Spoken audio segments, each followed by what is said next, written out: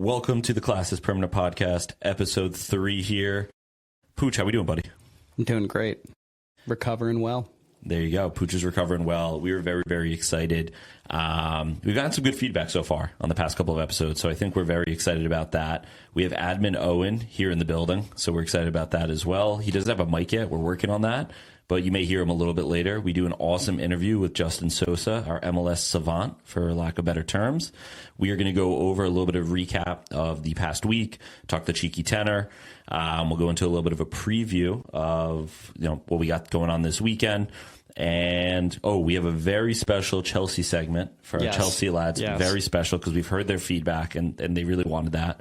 And then we'll finish off with a football 501. I think one of the new things we got. Welcome to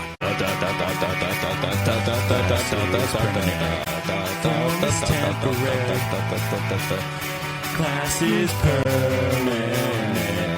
Form is temporary.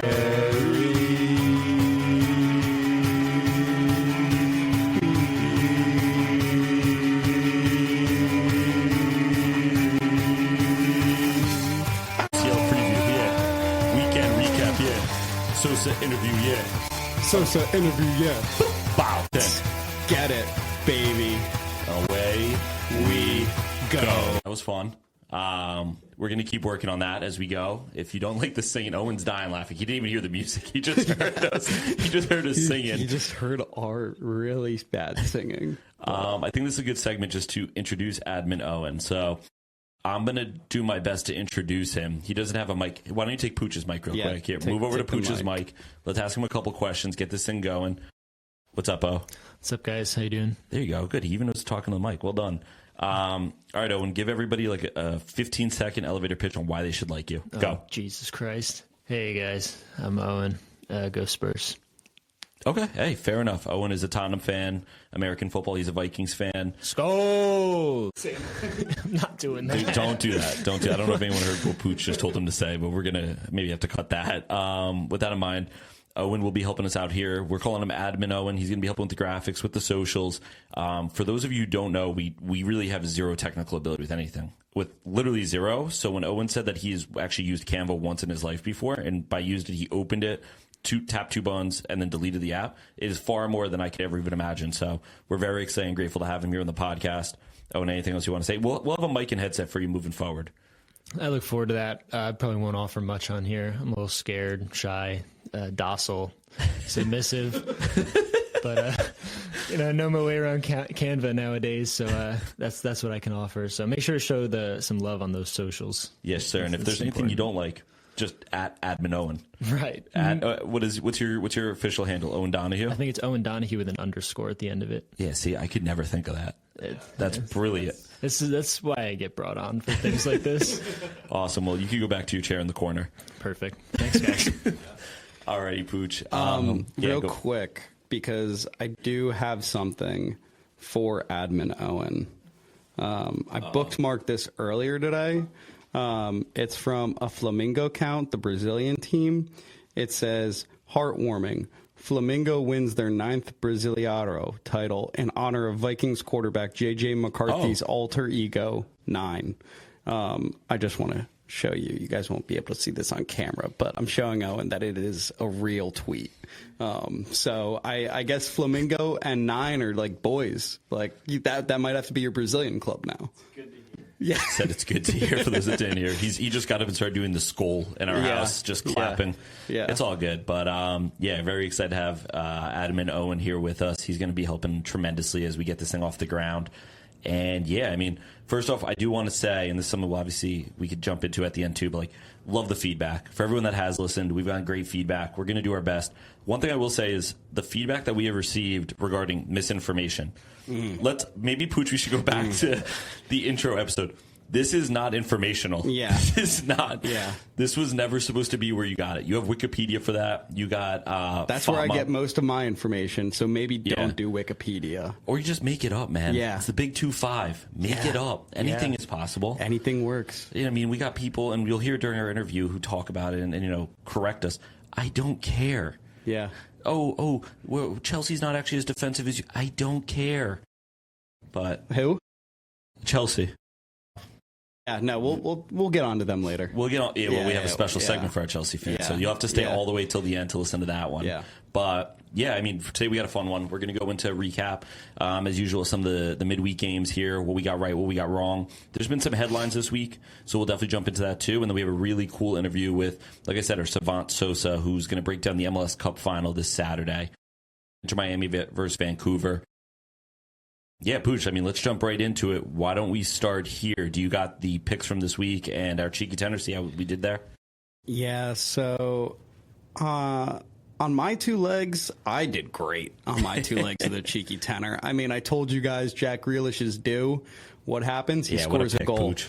Oh, I told you Saka's been turning it on, four goal contributions in his last 5. Guess what? That's now 5 in his last 6. So mine were good on that end. I believe you got the over 10.5 corners correct. But there was one part of that parlay that didn't hit.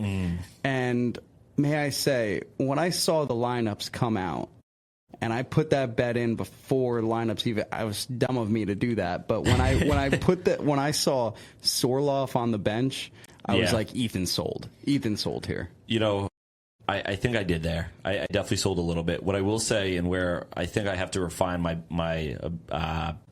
betting ability moving forward here, and my strategy is, there was a point of the game where Barca were up, I think 2-1, and I'm rooting for Sorloff to score. Yeah. He came into the game late. Yeah. I'm actually pass it to him, and I had to look in the mirror. That'll never happen again. So that's on me. I went against myself to try and be right. And again, right, you try and be correct, and it just hurts you in the end. No more, because here's the thing, Pooch. If we start setting the record that we're always right about things, right, or mostly right, then when we aren't right, people are going to be like, oh, they don't know ball. We know ball. Oh, we just don't fact check. Ball. Right? We don't have time for that. Wait, you ready? Yeah. Starting striker for Crystal Palace, go. John Fleet Maiteta. Perfect. Guy who used to score a ton of free kicks for West Ham back in the day. Oh, Dimitri Payet. Okay. Used to be a center back at a French club that's escaping my name right now, but they were green and white, and then he transferred over to Arsenal. William Saliba? Correct. Winger that came from Juventus to Arsenal. Like not right now. Well, no. Thierry Henry has. Oh, oui. Okay, so that's our French bit today. Maybe we'll jump into it. Oui. Thierry Henry. Didier Deschamps. Oh, Deschamps. That's a little bit of people have been loving the French. We're getting bilingual here. Yeah.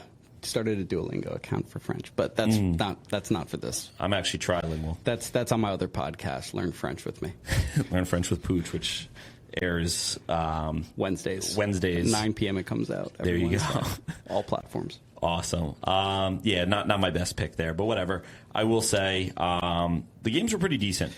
Overall, I wasn't disappointed. We got the Crystal Palace vasectomy game, as they're calling it, correct. The vasectomy. It was a 1-0 game. You didn't miss anything. No. I think Daniel Munoz scored the header there. I can't wait till someone corrects me. I dare someone to correct me and tell me it wasn't him. No, he did. No. It was him. Mark Gahey played in a ball from the left side, and Munoz was there on the back post to push it in. I did watch Everton Bournemouth, which I know probably wasn't oh my God, it's 2:45 on a Tuesday. Let me watch Everton Bournemouth. But I watched that one, and goddamn, those teams are average. Those are two of the most average teams. And I know Bournemouth has a lot of up and coming stars. They're kind of trying to tailor themselves as the new Brighton. I know Brighton is still Brighton, but I feel like they're trying to be that kind of starter club for a lot of guys to maybe push themselves into a higher position throughout the world, as we saw this past summer with a lot of their younger guys leaving for bigger teams. But I do think that both of those teams are Everton. I love because it feels very early 2000s football club, proper Barclays. Yeah, where you're okay, we're gonna get Grealish in and have him do what he's good at. We're gonna bring in Dewsbury Hall from the depths of Chelsea, and he's gonna be our star player. We're gonna bring in I'm gonna butcher his name, but Ndoye. the right winger. Ndoye? Yeah. You're not talking about Ilman Ndiaye? Yeah, NJ. that guy. No, Owen there, brother. Yeah, Where'd you get Ndoye from? I don't know. I also butchered his name, but it's okay. I'm closer to it. But they have David Moyes as their manager. It just, I love the feeling around that club. So I do enjoy watching them when I get the chance. But they are two very average teams that are going to probably finish middle of the pack. But I thought it was a fun game. It was very kind of back and forth. That was the flow of the game. And I think that I like Everton to be a top half team, but I just don't know if it will happen. I think they need a couple more guys in there. Well, they need a striker for one. I just saw a stat that both their strikers are the worst this year in the Prem. They got rid of Calvert-Lewin and just got worse. They replaced Calvert-Lewin with two Calvert-Lewins. Yeah, I mean, one of our good friends, Lidar, he is a huge Everton fan, and he was literally texting in the game, and he was actually upset with himself years ago.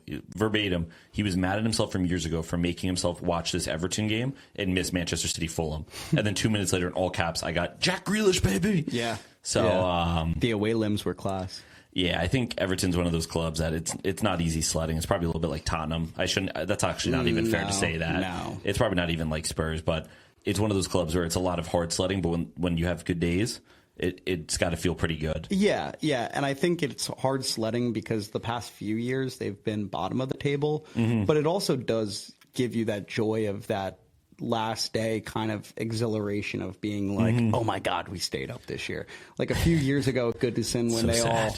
Yeah, but like, I mean, we aren't match going fan. Like we aren't going to these Prem games week in, week out. I'm sure for some of them, they're sitting there and they're like, this is awesome. Like, can't believe we got to stay up. So I do have a soft spot for Everton. Fair enough. But all right. Next game. Yeah, I mean, I can jump in here too. So a couple of the other big ones, right? Arsenal versus Brentford, where I got the corners right. I also got the under right, 2.5. Yeah. I think this, I mean, again, you being an Arsenal fan here, you could probably take it away, but feels like just looking at the stats, it's kind of what we expected here. Yeah. I think that Brentford, first of all, rotated a lot more heavily than I thought they would have. They didn't have Thiago up top and a few more of their starters, so I found that interesting. Okay. But it was kind of the type of game, I think Saka said it after the game in an interview where he was just like, we knew we were going to kind of be on a letdown in terms of last week being so intense with Tottenham, Munich, and then Chelsea, that he was like, our goal for this game was just to get through at 3 points. And you could see that at times where you're like, the guys out there, they were like, we are fine being 1-0 up. We know that they will not get by us. Defensively, and if we just put in one more, they're just going to be done mentally. So, and that's what ended up happening. So, it's a game where you look back at the end of the year and you're like, well, that was a good 3 points, but at the time you're like, man, this is a very boring game. Yep, 100%. Moving on here, Madrid versus Bilbao. I got horribly wrong. I thought it was going to be a tough game. Madrid, I think, I just put the score away. I think it was 3-0. So I was off on that one. Barca versus Atletico. We touched on it. Nice little win for Barca there. And like I said, I mean, Rafinha's back and he's in his best form. Pedri, when you watch him play, honestly, the way he changes that team is ridiculous. The way he recovers that ball. Yeah, that's pretty much me. The way he plays with La Pausa. That's me sitting in my room alone because no one else is a Barcelona fan. But watching him play is ridiculous. And Lamine is starting to cook again. So very happy there. Let's jump in. Liverpool-Sunderland. Another good match. Sunderland are real demons. We're just considering if they're real demons or not.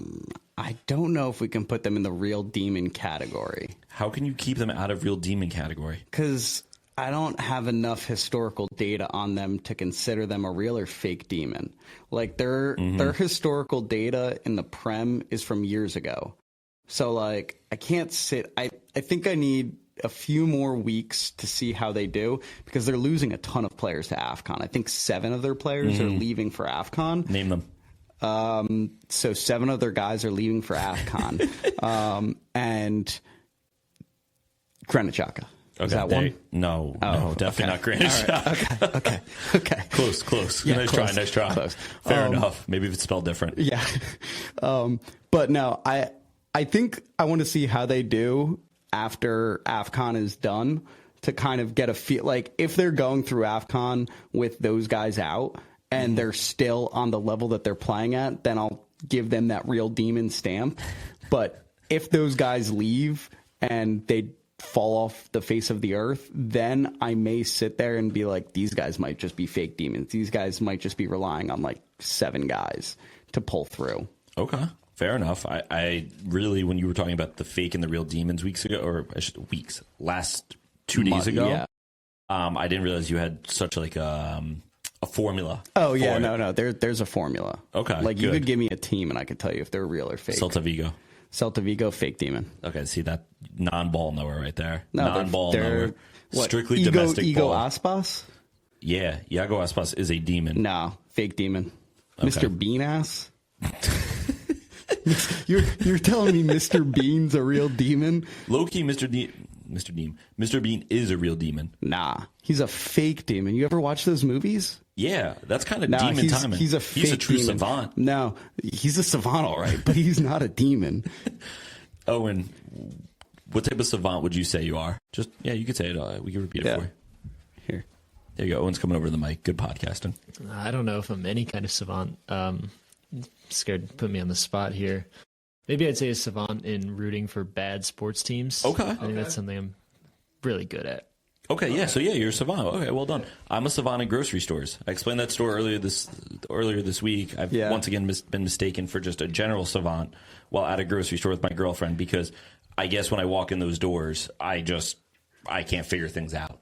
I just look It lost. happens to the best of us, though. I mean, I've never been in this Whole Foods in my life. I've never been to Whole Foods in my life. Going to a Whole Foods, I'm asked to go get ingredients. I can't find a little hand cart, so I'm carrying a zucchini, sliced white mushrooms, and I'm looking for organic half and half. Now I'm a 25-year-old man, so when I go into the store and I ask a helper or a worker there and I say, see, I use the word helper. When I go to grocery stores, I don't look for workers, I look for helpers.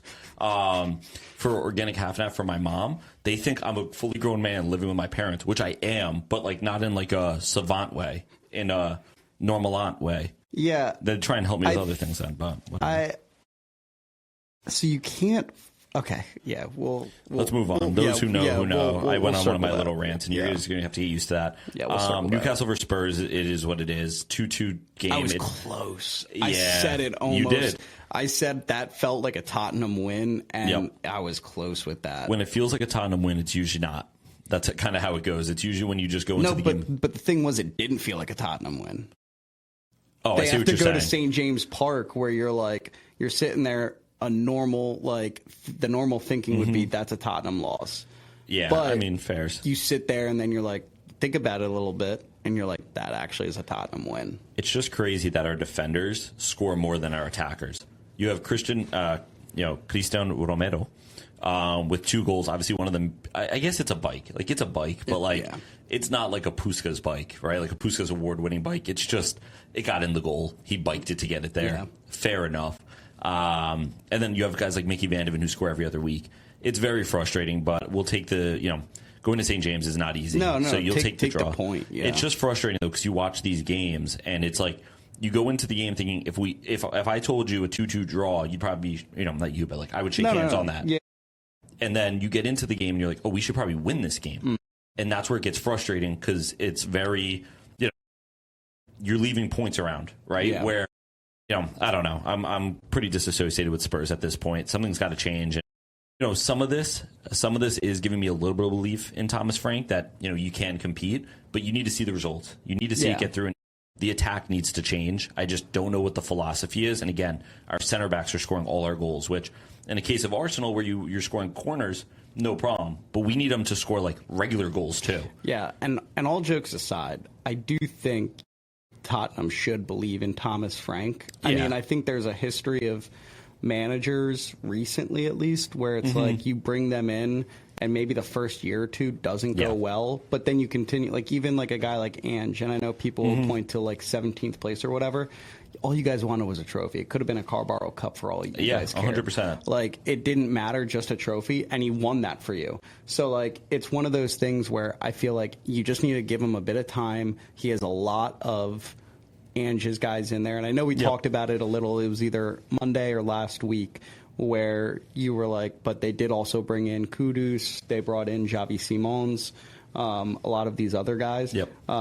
But the majority of that team is still Ange's. Yep. So I do think you need to give him like a year or two to kind of figure it out. Yeah, I think it's ridiculous to think he doesn't get the full season, unless things get like drastic and we're really, back in like that like relegation zone area. But also, I know what you're saying. guys historically have not been a team where it's like, all right, like we're going to chop and change managers like every 6 months because it's not working. Mm-hmm. Like if you look back at like your like recent history, your guys' best time was under Poch, where he was there for a ton of like years. 6 years, yeah. Maybe a little longer. And like then you guys started going into this like, okay, we'll just pick up like the best managers around. Yep. And they were there for 6-7 months.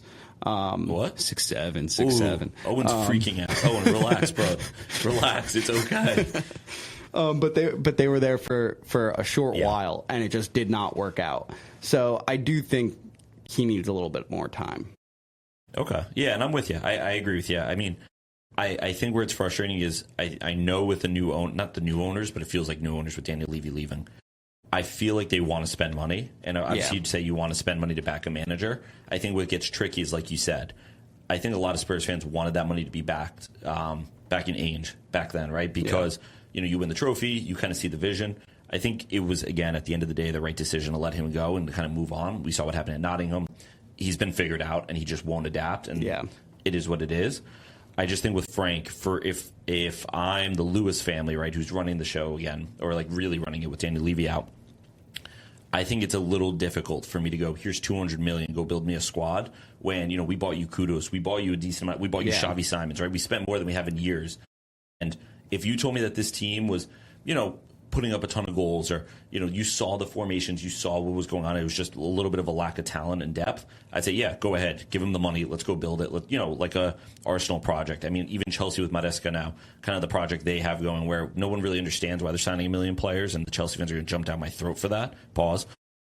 But on top of that, like, there is a project there, where I believe in a project, I believe in Thomas Frank being a project manager, but I'm having a really hard time to even just see the vision of what he wants to do. And I'll say I agree with you on that, on the simple fact of when Arteta came in, he was a project manager, and we won that FA Cup in his first 6 months or whatever. And the first year and a half, I'd say, he was basically just doing a 5 in the back, which is not what he plays now. Right. Because he knew that the team that was there for him like isn't built, and he was backed in that summer and got guys in that were his guys, but still went with the 5 in the back. So like I was sitting there, and like I just think you have to give him, like, when I think fans want instant results nowadays, because like you have phones and everything, and it's like everything you get is instant.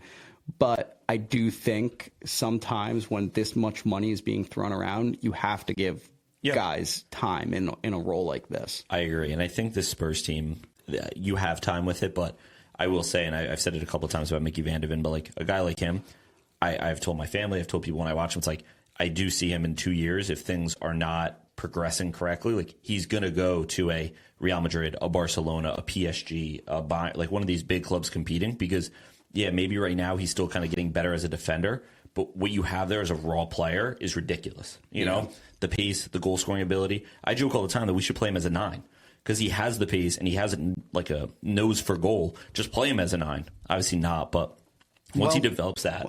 Don't say never. Marino right now is killing it at a 9. So hey, I mean, Pooch, never forget that one summer league that we played. Our best center back, I said one game, send him up top. We need some goals. What happened? Scored your boy like Kyle. 2 goals. Yeah, because I said, hey, we need him to press up top. We need him to run around and press, and he is our best one-on-one defender. He gets the ball, and he has good shots, so he scores.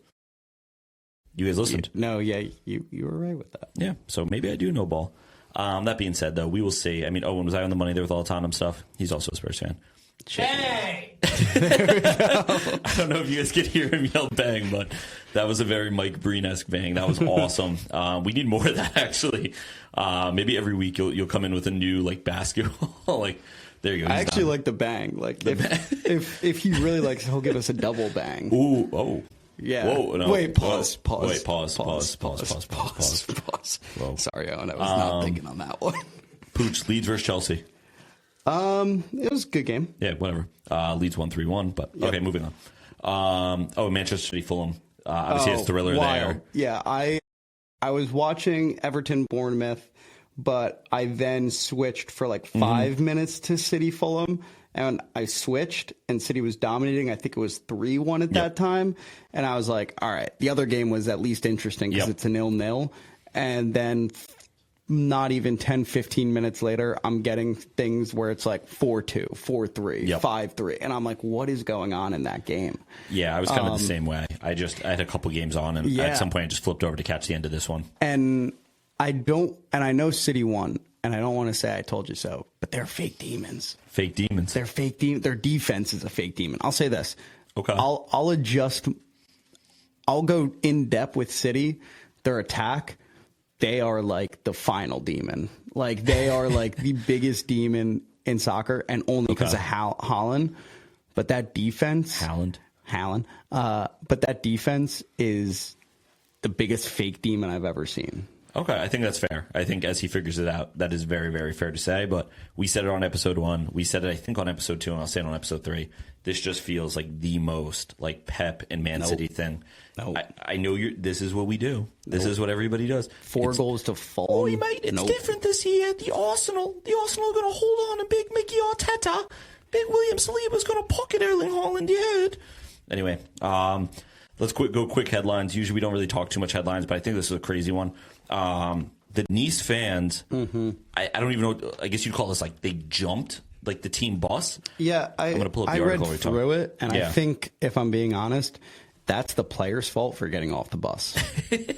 Like, I understand, like, it's the ultras, like, and they do things differently in Europe than they do in America. Sure. And I understand, like, the head of the ultras comes onto the bus and he's demanding that you guys come outside and, like, talk to the fans and stuff like that.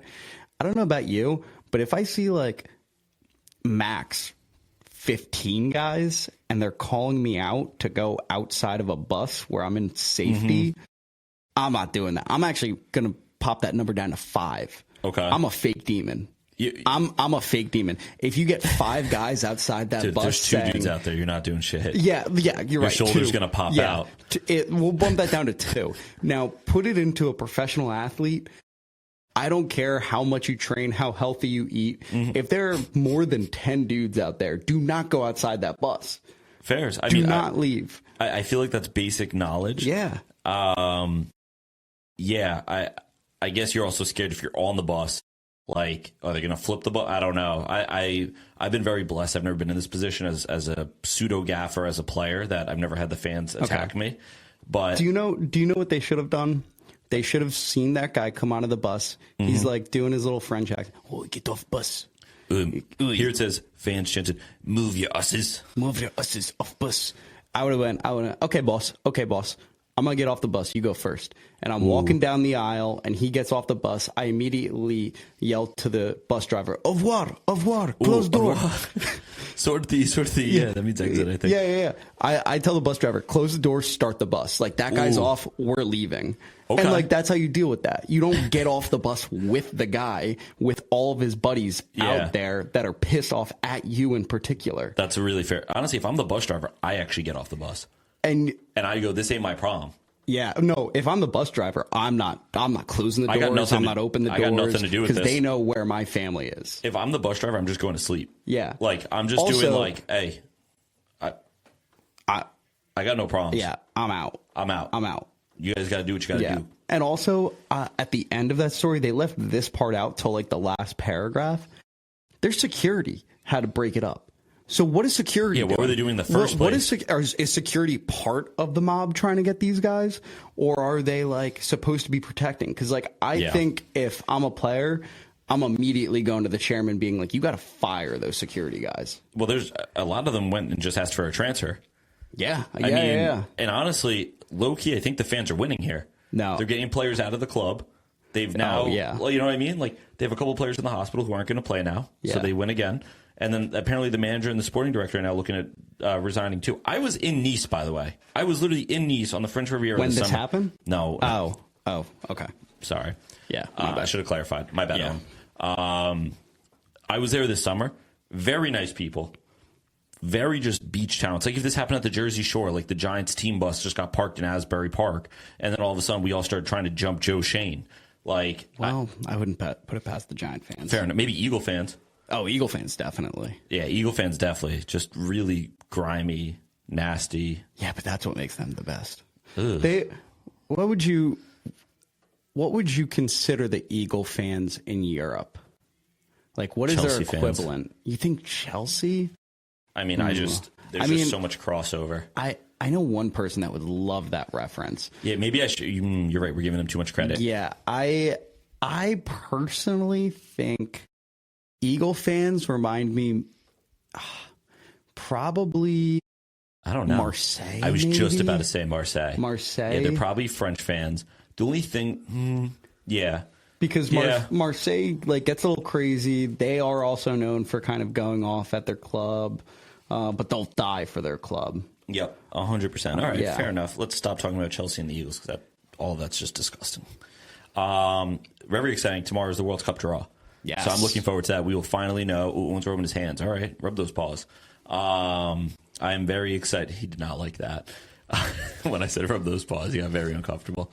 I'm excited. I'm excited to see where everyone obviously places and things like that. My family was able to luckily get some tickets, so usually a little bit later round, so it won't really matter. But I am excited just to see. I decided not to because I didn't want to spend a ton of money on them. Yeah, very fair. But I do have a plan. Okay. And I want to hear your thoughts on this plan. Sure. So my plan is once the draw happens and we know what fan base is here. Yep. I think my plan is to just go hang out with these people in New York City or even tailgate with them. Legitimately pull up my car to the parking lot at MetLife and just have a bunch of beer, maybe some bratwursts if there's German. I was going to say if they're not German, find the national cuisine, start cooking it up at the parking lot, and just have all of those fans flock to me.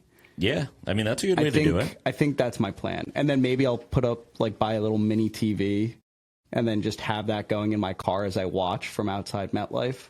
I think that's a very good plan. If anybody wants to join me, Americans, it will cost you $20. I think that's so fair, and I think that's actually underpriced.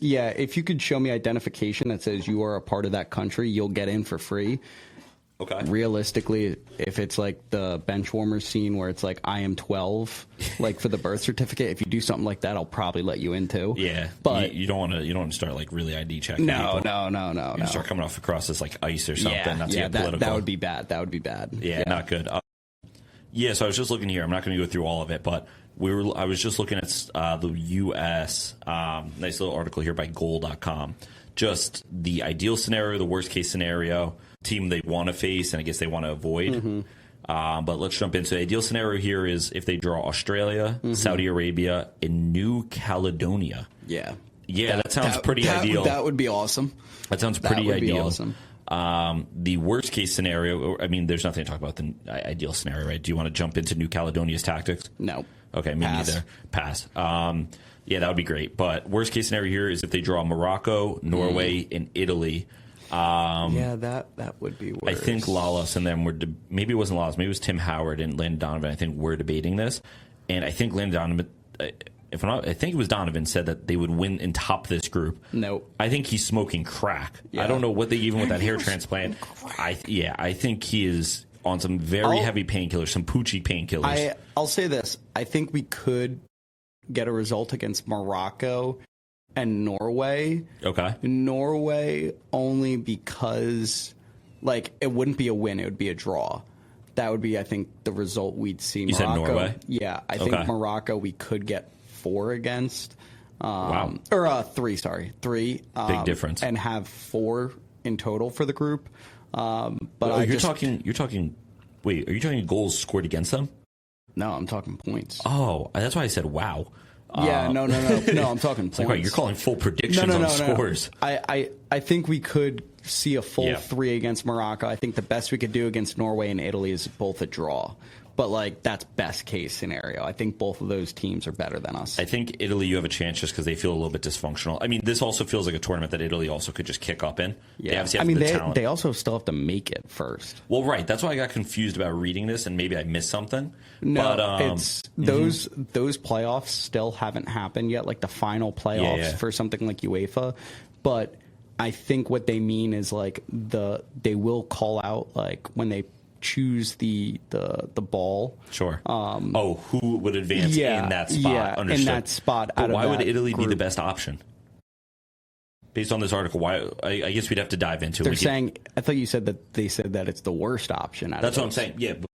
Well, you're right. You're right. That's what I meant. Yes, that makes sense. I'm sorry. Hand up, Owen. My bad. My bad. All good. Thank you, Owen, for forgiving me. Yeah, I agree. I mean, Norway. I think Norway's a little bit overrated. Don't get me wrong, Erling Haaland's a demon. Odegaard's a beast. I know they have. I like Antonio Nusa a lot too. I know they have some talent there, but like Oscar Bob. Is he Norway? Yeah, I didn't know that. They're talented. Yeah, I just also don't know. Like, is Sander Berg? Is he Norwegian? Like, they also have Leo line? Ostergaard, the center back. Okay, so I mean they got names, right? At the end of the day, like they have a couple of names. But I guess my point being is I just don't know how deep they are. And not that the U.S. is super deep, but I think if you go like average player ability, we might edge them a little bit. I think they won their group in qualifying. Okay. They won every single game except one where they drew Italy. Okay. But they did beat Italy to advance. Okay. But they are a good squad.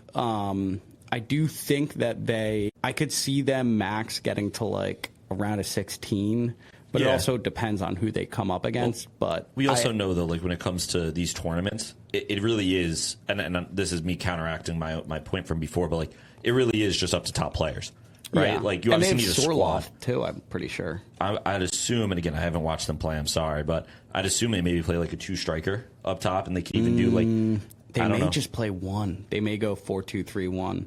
I mean, that would make sense based on it, but like I could even just see them going 2 strikers and then having a guy like they have the ability to like do just multiple formations, right? And then you have Odegaard playing behind them, and I don't know, maybe again this is where they get tactical, and I don't know. Sander Berg is probably playing as the DM, and then I don't know, Nusa's maybe off the bench then, or are they playing with him as like a center mid pseudo 10? I don't know, but they could definitely be good. I think the U.S. is tough to gauge because the teams we've been seeing recently.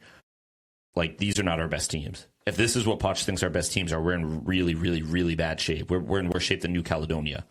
I could get into that for hours. Long story short, it's a little hard to tell where the U.S. is at. All these other big nations, I feel like they're just playing like they're what is presumably their best team, what they will be bringing. And we're not. I think it all with the U.S. I think I agree. I think one of the biggest issues is they just don't play enough good teams. Just because of the confederation that they're in. I think realistically, if I was the head of the CONCACAF Federation, I would scrap the Gold Cup and I would force CONMEBOL to accept us and just create one giant thing so that we could play. All of us would be in Copa too. So you could do a whole qualifying round. Because right now, does Copa even do a qualifying? No, there's only 9 teams. Yeah, and then they invite 3 additional, correct? Yeah, well, I think that's what they started. Yeah. So, like, I think it would be a good tournament. It would be on par with the Euros if they could have a qualifying round where it is now like, okay, we're qualifying to get to Copa. Like you add in automatically 3 teams in Canada, US, and Mexico that could compete. And of course, this is coming from an American who's viewing this as best but on the flip side, it might be like an Argentinian's like, no, that's stupid. Like, why would we, like, that does nothing. So you're telling us we have to play a game against Honduras in a qualifying round? That means nothing. Like, we'd rather play a friendly against, like, Norway or something. Right. Yeah. Fair enough. We'll see how that all plays out tomorrow. That'll be exciting. I'm sure we'll talk a little bit about that on Tuesday. Group of death, things like that. Yeah. On top of that, and let's see, maybe you could talk about this a little bit. I've been seeing a lot of news about these Ecuadorian wonder twins that Arsenal signed. I've seen people, like, glazing them. Yeah, I have too. You've been glazing them or seen them being glazed? No, seeing it. I refuse to, unless they're starting for the first team, I refuse to get too excited about kids just like playing the game of football. like I don't know about you guys, but I'm not on my laptop and computer being like, let me analyze this 13-year-old and see how his touch is. Like, that's just not what I'm doing. I mean, well, fair enough. You said yes. Okay, fair enough. You were very anti that, which you should be. Yeah. Okay, that's like fair. That is kind of sicko behavior to sit there and be like, oh, let me watch this grainy video of an Ecuadorian child playing soccer. Like, yeah, fair enough. I'm okay. I mean, we're good over here. We're good. We're good over here. We're good over here. We're good over here. We're good over here. But I have seen a lot of Arsenal accounts saying that these guys are really good. It's a new strategy that Arsenal are doing, kind of after a City, a Chelsea, and a couple other big teams have decided to start doing it too, where it's like going after signing these younger kids. Yeah. We signed an Irish lad over the summer who's supposedly pretty good. And then there was somebody else that we signed recently. I mean, it just tells you how much I don't care about some of these because, like, realistically, how many of these guys are like, you see it all the time where it's like, even like a baseball where you're like, oh, this kid coming out of high school gets drafted first round and he maybe makes like, is in the bigs for 2 years, 3 years. Yeah. Like, it doesn't really matter. It doesn't matter until they're playing first team football, realistically. I agree. I mean, being a Barca fan, it is one of those things that you always hear every year about whatever new 12-year-old is. They're calling, right now I think Barca in their academy has someone called like the Ghanaian Messi, right? Something along those lines. It's like every year you hear about this new kid, and you get your Lamine Yamals, right? Yeah. You get your Pau Cubarsis that come up and you're like, holy shit, this is awesome. Like, I've heard their names, but then you also get a guy like, I don't know. I mean, I don't want to like kill any of their prospects recently, like Ricky Puig, right? Who was doing well for us, but like doesn't really amount to too much. When he came up, he was exciting, but like instantly had his like spot taken by Pedri. Obviously got signed in, but like Gavi and those guys kind of already kicked him out. Right now, Barca has Marc Bernal, who I think would have made more of an impact last year, but he tore his ACL in the preseason, and so because of that, he's coming back. But you get these names, and like you said, like unless they're really going to debut for the team, it doesn't matter. Yeah, I mean, it's exciting. It's fun. It's exciting to like sit there and be like, we signed somebody, because every club wants to sign guys. Of course. But like, I don't know. It's to me, it's like, and the minute that they step on the field for the Arsenal first team, then I'll be all in on them. Yeah. But right now, it's like, do your time, like, whatever. Like, learn how the game works, learn how it's a business, and Patient all that. Pooch. Yeah. Look at that. Level-headed Pooch. Level-headed. Yeah. You hear that, ladies? This guy does not. He's good. He doesn't rock the boat. Doesn't swivel. He doesn't. Actually, technically, What? my neck doesn't swivel right now. Yeah, with the dislocated shoulder. Yeah. It's painful if I swivel too I don't know much. if I said it at the beginning of the show, but I've been saying all week I was going to call you Danny Pooch Olmo. Yeah. For those that don't know, I thought it was a lot funnier. No one really found it that funny. I thought it was funny. Danny Olmo dislocated his shoulder in the Barca game this week. 2 days after. Yeah, me. like verbatim, like stole Pooch's all his thunder. Yeah. Like, I will say though, when you first dislocated your shoulder, a lot of people probably thought you were goofy. Yeah. Because they were just like, who's dislocating their shoulder in 2025? Yeah. Then Danny Olmo, obviously baller, drippy, Spaniard, he dislocates his shoulder after scoring a goal in the same game. All the kids are doing it now. Now that it's become the new trend. It's like 6'7". Like I went to relax, dude. You're 6, dude. He's salivating, bro. Yeah. I went to ShopRite the other day, and there were kids throwing their shoulders against a brick wall trying to dislocate it. Yeah, between what Pooch and Scadaboo have done to this, we're just going to have a bunch of like mush head little kid, which we kind of have with the Italian brain rot, but tung tung tung tung sir. I might get copyrighted for that. I don't know what that was, but you know what that is. I actually don't. Pooch is only like 6 months older than me. And what's your favorite Italian brain rot? Talking to the mic, please. Here, back to Pooch's mic. I like the shark. Ooh, chalalelo, chalala. Chalalelo, chalala. Yeah, there we go. Okay. See, we're picking up languages here. I'm so behind on this. Cappuccino assassino. I have some really good, like, Messi and Ronaldo Italian brain rot. I'll show you later. Okay. Can't wait. Last bit here before we kind of move on to our really super exciting interview with our savant Sousa. Wilfred Nancy from the Columbus Crew has taken the Celtic job. So that's pretty exciting. I honestly thought that Andrew was going to go back there. I would have loved that, honestly. The Nottingham job didn't make sense. I mean, it did because obviously, Mr. Marinakis. I'm not doing it. I love Mr. Marinakis. We just want to say we are a fan of Mr. Marinakis. and he's a really good owner. Yeah, I'm not on record saying that. If he wants to pull up to New Jersey, pull up. Me and Owen, we ready for him. That being said, I would have loved that for him. I think that was a good club for him. And that's a league where maybe it also is what deceived a lot of us. That's a league where you could just play your style and you're going to have the better players. It's kind of like what Pep's done many years where he just has better players than other teams and he doesn't have to adapt shit, right? In this case, it would have been cool. But I think Wilfred Nancy, Columbus Crew manager, he's done an amazing job there. From my understanding, I don't really watch too much Columbus Crew.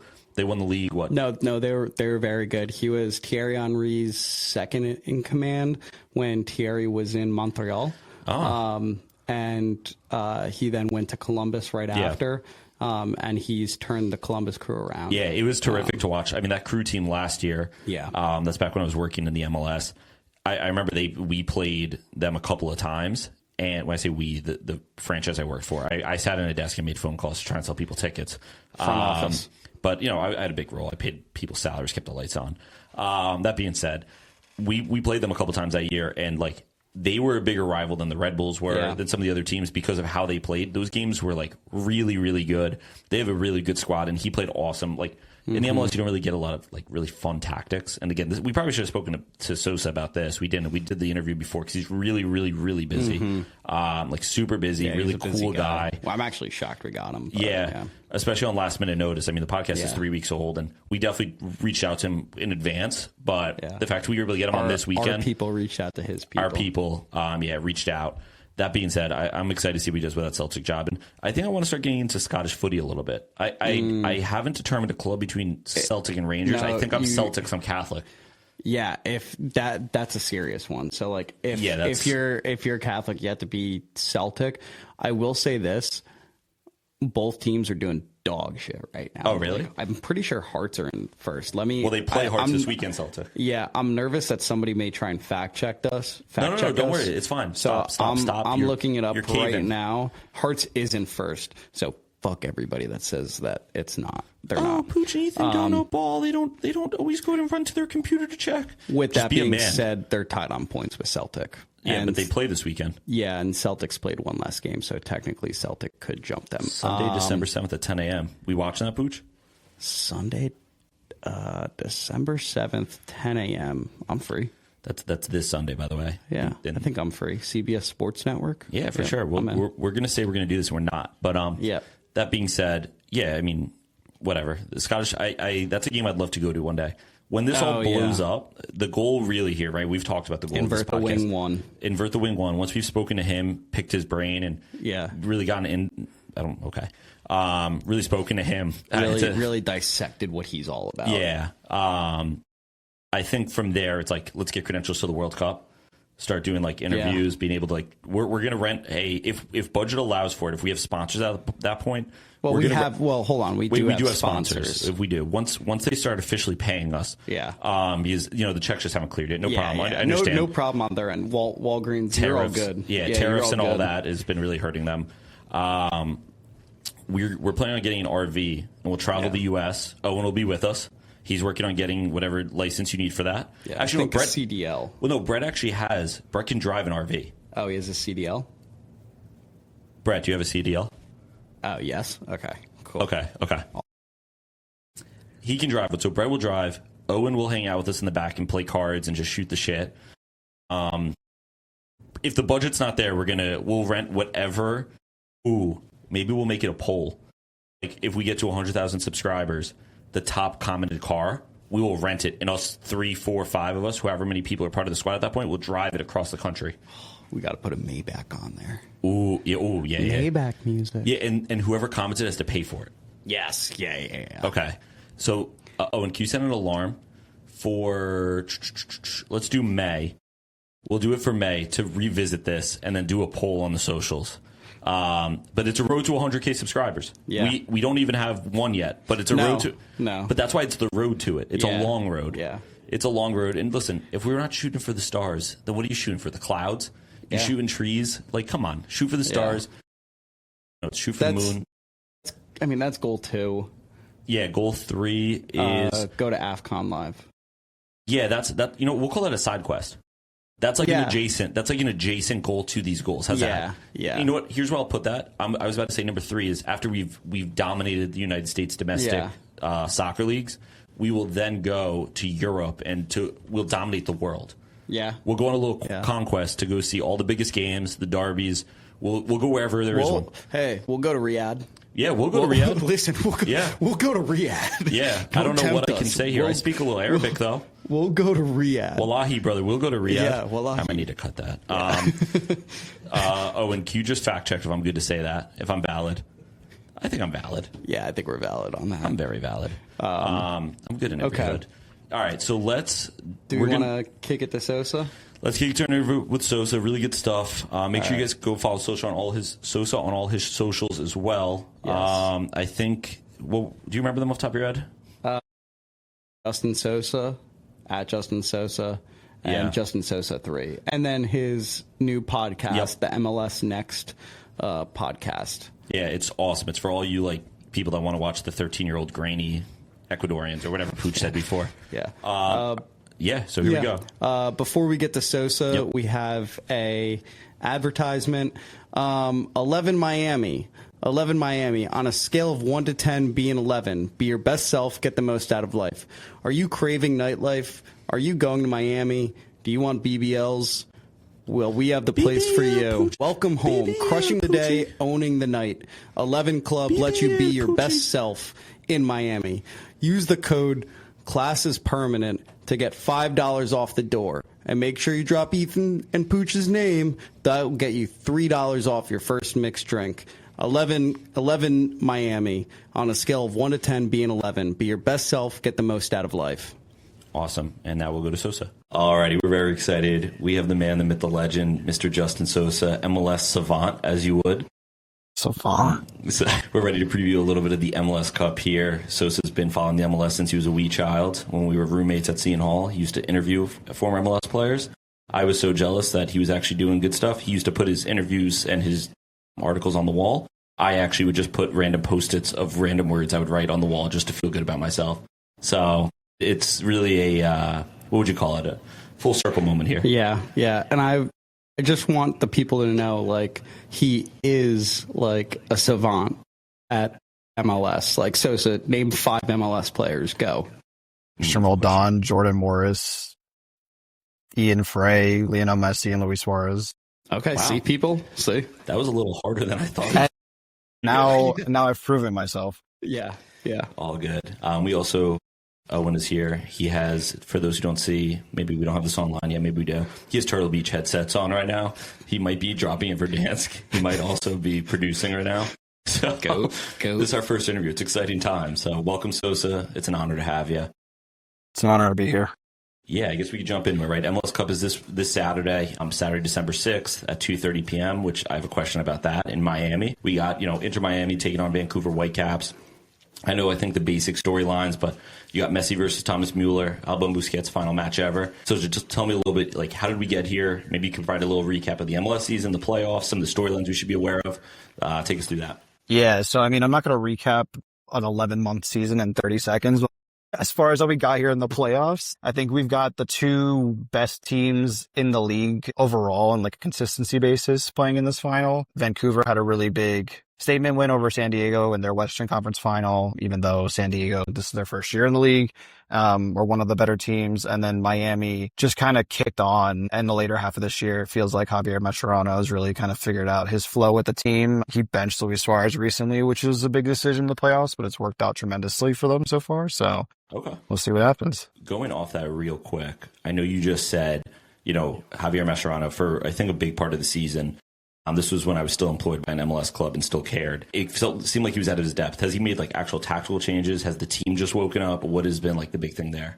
I don't think there's necessarily been a tactical change. I guess personnel change. He's playing his 2 young forwards now alongside Messi instead of having kind of the Suarez-Messi dynamic. And Tadeo Allende, who's on loan, I think from Celta Vigo, and Silvetti, who's like a young Argentine kid that they signed, have really been doing well in the playoffs. Allende scored a hat trick last game against NYCFC to get here. Mascherano's own words, he just says the players are playing with conviction, and when they're doing that, you can't stop them. So I think at this point, like, Messi's understanding that this is the trophy that they're all after and they want to win, especially going into a new stadium next year. They want to close things out at Chase Field, Chase Stadium. So yeah, I mean, I think they're hungry, but I think Vancouver's just as hungry, if not more. So I think it's just going to make for a really fun game. Justin, is there an X factor? Like, can you give us an X factor for each team besides the classic, like Messi and Mueller? Like, and I guess you can add Busquets, Alba if you really wanted to. But can you give us an X factor for both teams that people that maybe aren't as into the MLS should be looking out for in this game? Yeah, I won't push my Berhalter propaganda too much for Vancouver. I know it's going to upset some fans, so let me not touch that button. But I think a genuine X factor for Vancouver, I think, is Ali Ahmed, who's kind of this well-traveled player in MLS. He's a Canadian international who plays off the left wing for them. The best way to describe him is when he dribbles, it's kind of like watching a baby giraffe walk for the first time. But it's way more athletic and it's a bit cleaner than the giraffe fumbling around. So I think he's one to watch for sure. I think that's going to be an interesting matchup against Miami's defense, which can be spotty at times, but I think that's just going to make for a super fun back and forth game on that wing at least. And then for Miami, I think, you know, you really do have to look at the two young guys that they have going. I don't necessarily think that they're X factors at this point because they've kind of made a name for themselves in the playoffs. But if you're not going to pick one of their 5 ex-Barca stars, it's got to be one of Allende or Silvetti to kind of come up with a big moment for them. Okay. Yeah. And then a follow-up kind of question to that is, if somebody hypothetically was trying to bet on these games and they noticed that 2 of Vancouver's last 3 games have ended in penalties, do you think going into this game that gives them any sort of psychological advantage, being like, if we go there, we know we can win it? I mean, I guess they're more in practice, but I think it's hard to say that like Messi and Suarez and Alba and Busquets stepping up to the spot is going to rattle them. You know, they've all but one of them has done that, you know, in the biggest stages in world soccer. I just want to push back at that just a little bit. Okay. They may have done it in like the World Cup or whatever. Yeah, just something like done it for an MLS Cup. No, you're right. You're absolutely right. And that they haven't because they've never been here before. Exactly. And some people consider the MLS Cup bigger than the World Cup. Some. Yeah. So of all the cups you've drank out of and seen, what is the biggest cup? That I've or seen. I'm gonna go drink out of because I'm not gonna be able to recall everything I've ever seen, but it's probably the Stein that Pooch and I stole from our trip to Frankfurt. Yeah. Okay. It's the biggest cup I still have. And if you're a Frankfurt authority, we didn't steal it; it was given to us. So sure. We have it on record that you just called that Stein a bigger cup than the MLS Cup. You just. I never drank out of the MLS Cup. What have you done in the MLS Cup? What if I what? Anyway, we're going to move on here. I know we were just talking about it a little bit. Give me an idea here. I mean, we're obviously leading here, Pooch and I, into the betting aspect of things. Give me a little, like, who is the favorite? Who is your favorite? You know, what are you thinking here for the prediction for the game? Yeah, I mean, personally, I'm not a betting man, so I don't know who the actual favorites are, but I'd have to imagine it's Inter Miami. Yes, you can't really bet against the world's best player ever kind of flopping, especially when he's still at the top of his game as it regards to like playing in MLS. Mm-hmm. That being said, like I don't think it's going to be a blowout like it was in the conference final or against Cincinnati in the conference semifinal. I think it should be a really close game. I think it's going to be a high scoring game like the 2022 MLS Cup where LAFC and Philly tied 3-3. It'd be awesome if they hit 6 goals in this final. But we'll see. They're both very competent in attack, but I think they're also relatively competent in defense too. So it might be like a 2-1, 2-2 situation. Okay. And you're saying Miami 1-2. I think the smart choice is always to not bet against Messi in a final. So I will say Miami with my head. With my heart is Vancouver. I love the way they play. I mean, I think they're a very fun story. I think at the beginning of the year they were, you know, essentially like up for grabs in terms of if they wanted to, if a new owner wanted to come in and buy them. There was like whispers of relocation at a certain point as well, which was insane. So to have done all that and to have done it under a first-year head coach too is really just an insane kind of run for them.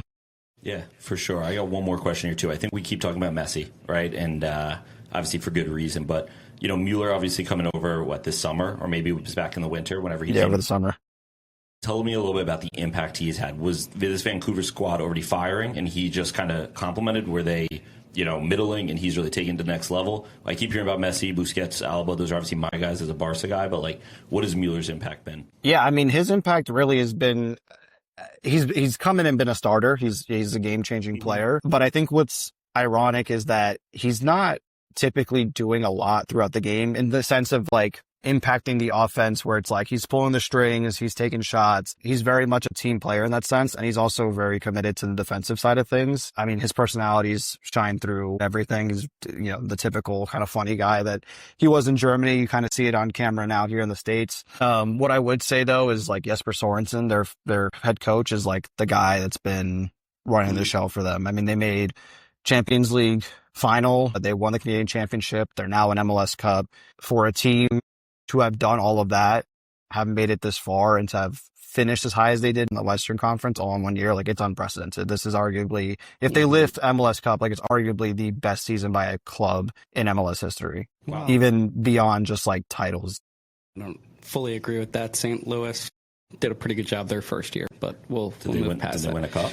No, but he said regardless of cup. That's fair. Yeah, see. I don't think St. Louis is going to go ahead and top Vancouver in this. St. Louis played 36 games that year. Vancouver's on like the higher side of 50 something. Hey, they've made two finals now. They did win it. I misspoke. They did win a title. They won the Canadian Championship. So. Oh, okay. That changes things. It does. That's a trophy. Great soccer country. Huge. So Miami has won by a combined score of 13-1 over their last 3 games. I know everybody, obviously, the big names are all kind of offensive names, and they've brought over Rodrigo de Paul, who obviously a midfielder, but has this onslaught of goal scoring and then also kind of shutting the doors. Is that more on the offense, or is it more on the defense? Or maybe it's on Mascherano, who's done a good job of kind of coaching them through this playoffs. Do you mean it's like on the opposition's defense being bad, or what do you mean? No. Their own defense being good, because they've only given up 1 goal over the last 3 games. Yeah, I would say it's definitely more on the offensive side. Okay. Like I said before, when they having Suarez in your team as a starter off the bench regardless, like, puts you on a different level. I think Mascherano making the decision to drop him in favor of a younger player in Allende and Silvetti, who can do a bit more of the gritty work and kind of press another team's defense and kind of keep them on their toes, or catch them on their heels when they're on the break, has really helped them in the offensive sense. But defensively too, like, since Miami's joined the league, their defense has been a shambles. They signed the guy, Maxi Falcone, not too long ago. That's kind of helped shore up their defense. Noah Allen is naturally a left back. I think he's like 5'9", 5'10", is now stepping in at center back and has done a really admirable job there. Greek international, even though he came up through the Miami Academy. So that's very interesting. Fun. Good for him. He's not going to the World Cup, but, it is what it is.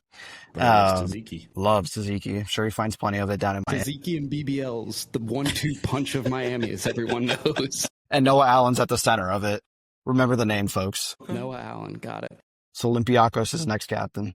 So obviously Miami, they've, throughout the years since Messi's come along, they've kind of fell short when it comes to the playoffs. My question to you is, obviously they're in the finals. We're talking about them. Has there been like a secret sauce? I heard a rumor, and I don't know if it was true or not, but I heard it through the grapevine. I have connects, and apparently Messi, Suarez, and I want to say either Busquets or Alba, they all are swinging with their wives. A, is the swinging true? And B, if it is true, has it helped them this year to even get to the finals? I disavow that question. Don't talk about my goats like that ever again. Please answer it if there is truth, so I know. I'm reading the tea leaves. I just get information, so I'm just trying to confirm. Well, reading the tea leaves and getting information, I think, is two different things, but I see where you're coming from there. Maybe Can I confirm the rumors? No. Personally, I'm not. Leaves. No. Yeah, I mean, I'm not. Jamaica. They're not whining. It's crazy. Disqualification. And according to Pooch, they're swinging wives down in Fort Lauderdale. So it's just, that's what I've heard. No, I get it. I mean, I imagine for some that might be a secret sauce that carries you through the playoffs. Other people just kind of grow beers and call it a week. But if they're swinging wives, power to them. They made a final. What are you going to do, Exactly. Yeah. Okay, cool. Fair enough. Okay, my last question for you, Sosa, and it's kind of a hypothetical, but I could realistically see it happening. If Messi wins the MLS Cup, now he has won every major trophy in the world besides one. That one is the Euros. Should UEFA allow Argentina into the 2028 Euros so Messi can try and win that one too? Listen, we've got a 48-team World Cup now. We've got a new format of the Champions League. You can't say anything's impossible at this point, you know? They're going to call it an intercontinental invitational pretty soon, and it's going to be... So is this you advocating for Argentina to be allowed into UEFA, like the Euros in 28? No. That's not me advocating for it. I'm just saying you can't put it past FIFA. If they see a bag, they're going to go for it. Interesting. Okay, fair enough. All right, let's wrap this up with a little cheeky tenor. Maybe we'll get a couple picks here from Sousa. You know what we'll do is we'll throw it into. Sousa said he's not a betting man, so I don't want to corrupt him too much. We've already maybe done something to his head or what? It's a little late here, and Owen's got me all fucked up right now. Okay. Anyway. Whoa. You're going to have to cut all of them. You were mentioning 7 and 8. Anyway, before we... Dude, the shoulder popped. I felt the pop because I was laughing. She said, do you drop DP at a bar? I don't know, like around like a 7 or 8. I didn't know. That's not what I said. You clearly... We got to check your headset. Owen, can you get on that and check his headset? He's clearly not hearing me, right? All right, okay. All right, so let's wrap this up. You said you're not a gambling man, so I don't want to make you do a full parlay. If there was one pick... Right? You keep it simple. You give us something cheeky. We prefer something cheeky, right? What do you think it would be? Maybe something that the common man isn't familiar with, or a storyline or something that we're not watching that, you know, maybe we could get some good odds on here. Pooch, what are the corners and yellow cards looking like for this game? You got to go corners. Vancouver is. Well, let's say not known, but I mean, I think Vancouver's going to pull a couple of corners. It's over under 9.5 is the over corners. Under 9.5 corners. Wait, dude. Clearly, Vancouver's not known for their corners. Vancouver's team corners are over 3.5. Miami's over 5.5. This insider doesn't know shit. Whoa! I just said they're not known for it, but they're. No. He named 5. He named 5 MLS players. I did. I already justified my rationale for being on this podcast. I can name 5 players. Yeah. So over under 9.5 corners. And what was the other question you asked for? Cards. What were those? Total bookings is over under 4.5. With obviously being like the favorited. Line there. I mean, Messi loves randomly picking fights with the other Spaniard on the opposite team. He did with Max Morales in the last game for some reason. I guess he just can't tolerate not being the only Argentinian on a field. I don't know. Seems like a small man complex there. I'd say cards definitely go over. This feels like a game where like Thomas Moore's going to say something in Messi's ear and he's just going to like freak out. And then all bets are off after that. And if Vancouver goes up early, that tends to make Miami play a bit scrappier. So I think, or that will make Miami play a bit scrappier. So I think definitely over on the cards. Okay. I imagine the corners is just regulation time, like extra time doesn't count. Yeah, I think so. No, just regulation. All right. I'd say under on the corners then. Okay. Fair enough. Under 9.5 corners. I got you there. Alrighty. And then, and you have any questions? Yeah, I guess the only thing that comes to mind is when I just want to ask you this as an MLS person, because like many others, when I hear MLS, I think of Darlington Nagbe. And I think there was about a 2-year stretch where he was a top 5 player in the world. And just didn't get the recognition, overshadowed by the likes of Messi and Ronaldo and people like that. I just wanted to raise this to you because I figured you'll have my back as an MLS person. That you agree that Darlington Nagbe, at one point in his career, was one of the best players in the world. I mean, he might as well have been the best to ever do it, Owen. I think we can go as far as saying that. Thank you. Those Timbers teams weren't working without him, so. Wow. Owen, what a question. That's a great question. I appreciate that. Thank you, guys. That's all I needed to hear. For Owen to have one question and get such a take out of Sousa, we're putting that on the socials. Yeah. Clip that. Oh, that's terrible. And then I'm going to have to go on Twitter and start. Well, because every morning he wakes up and he tweets like a random picture of like his cat or his dog. He's like, "Good morning, sunshine. What are we upset about?" And then he's just blasting off takes. So maybe I'll just do it at night and I'll say, "Good night, sweethearts." And then I'll like post a picture of like a door or something. And then they can just. I'll hold my takes on Alexi Lalas because I really want him on this podcast. So our white whale, our white whale, not our white whale. That might have to get cut too. Our white whale Sousa is invert the wing right now. If we get invert the wing, the podcast is done. We're good. We hang up the gear. We hang up the Owen's headphones. We're done. We just go back to playing pro clubs and working 9 to 5s. We'll put out you'll know when we get invert the wing because we'll put out a graphic of Xavi Alonso with his cleats and just that picture of him just leaving. And like that's us like retiring because we got to invert the wing. Can you guys do like an Instagram carousel of just famous players like on their last game? Like I want Iniesta sitting on the floor. Like I want the Beckham tears at PSG. Like just all of it, really. All right, fair enough. Sosa, any questions for us? Oh, good question. Well, it's an interview, right? Yeah, so you always good have to ask question. that. Yeah. Good question. I mean, who are your guys' favorites? Who are you going for this final? Pooch, you go ahead, start. I want to say Miami, Yeah, there's only 2 teams, so. but I did read that the team that flies the most miles to the MLS Cup for the last 4 years wins it. Okay. Wait, if they fly the most? Yeah. I figured it would be the opposite. Isn't it usually the opposite that if they fly the most, that means they usually lose it because they do? Do you mean travel? like the away team is the one that wins it? Yeah. Okay. Because that's the only team that would travel, really, is Yeah. the away team. Oh, Yeah. yeah. Wait, I didn't process that. It's Yeah. not a neutral site. And for people listening, do not look that stat up. Yeah. Okay. Trust. Yeah, of course. Just No, trust me. Harubi's still celebrating the cup that Philly won when they traveled to LA 3 years ago. I think so. Pooch, you took Vancouver, correct? Yeah. Oh, also, based on the city and how they've reacted the last 2 times the Canucks, the hockey team, lost, internally, I do kind of want Miami to win to see if they have that same chutzpah regarding their MLS team and if There's there'll be over- riots. For 16,000 people going to BC Place for a watch party. So maybe I'm going Miami now in the hopes that there may be another Vancouver riot. Okay. Yeah. Super interesting. So you're Yeah. back on Miami, just to be clear. Yeah. So you're pro riot is what I'm hearing. Sports riot. That's a really good point that you just said. Sports 'cause riot. I was about to jump on you. Sports riot. Okay. Whoa, you Fair. about to jump on him? That's crazy.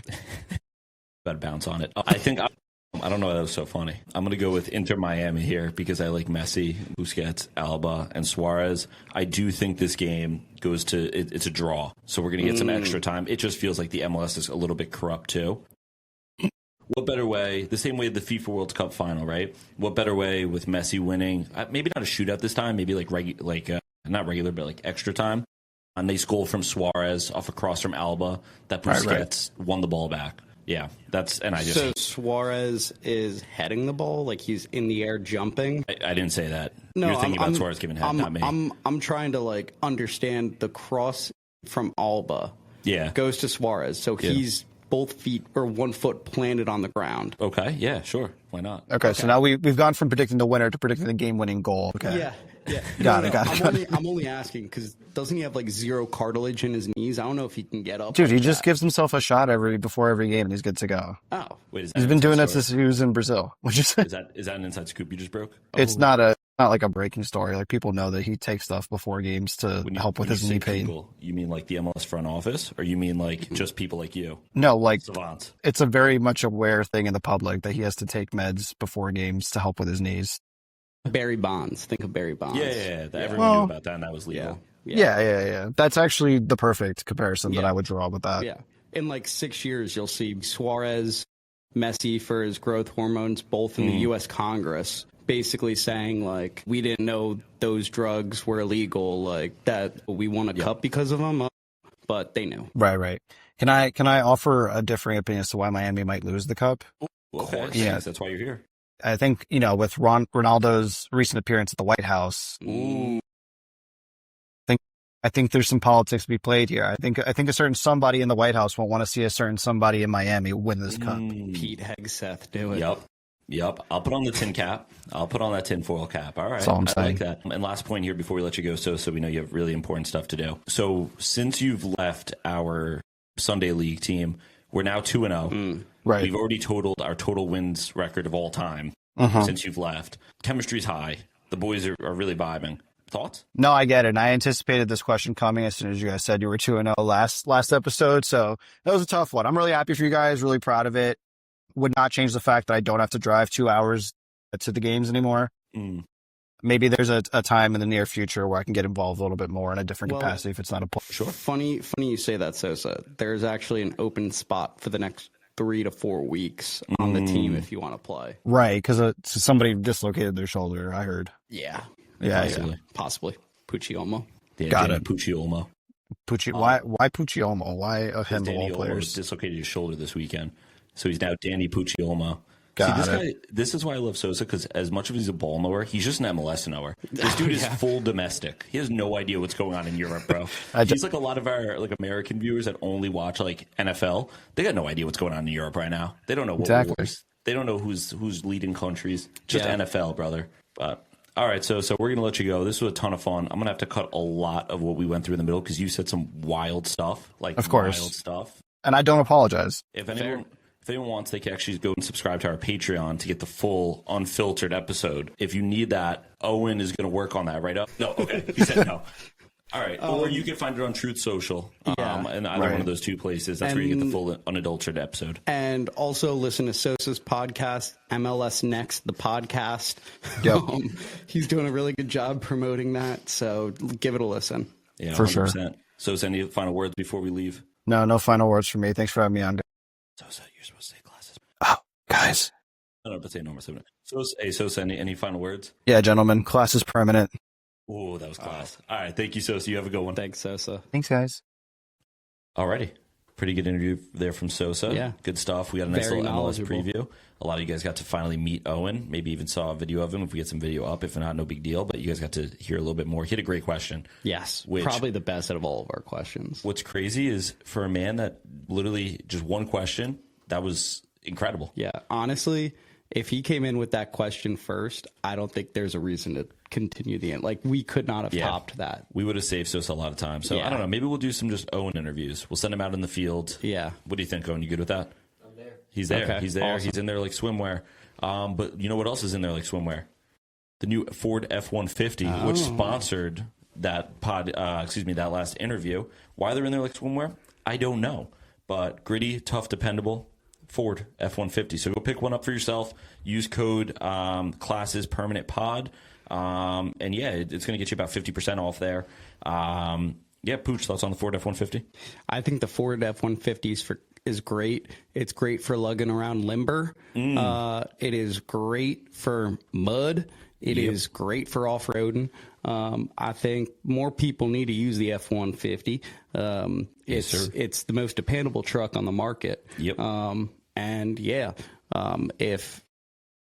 If you decide you need a Ford F-150, if you are out in the rolling hills of North Dakota, and you're sitting there and you're like, man, I need to lug some timber back before I go to this Columbus Crew game later. Yep. You need the Ford F-150. Yeah, and if you're a Portland fan, maybe that's a better time to lug some timber. Pooch said limber earlier, but that's all right. Ford's paying us all the same. They're just paying us to say words wrong. So yes, sir. We're not words guys. We said that early on. We said that to start.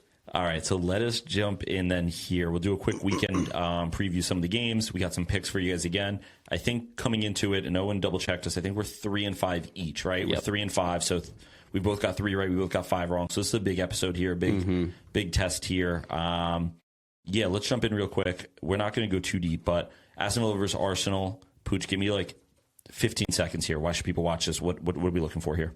Well, first off, it's at 7:30 on Saturday morning. So if you're an early riser like me, this is the only game that's going to be on Prem-wise. So you're going to have to watch it.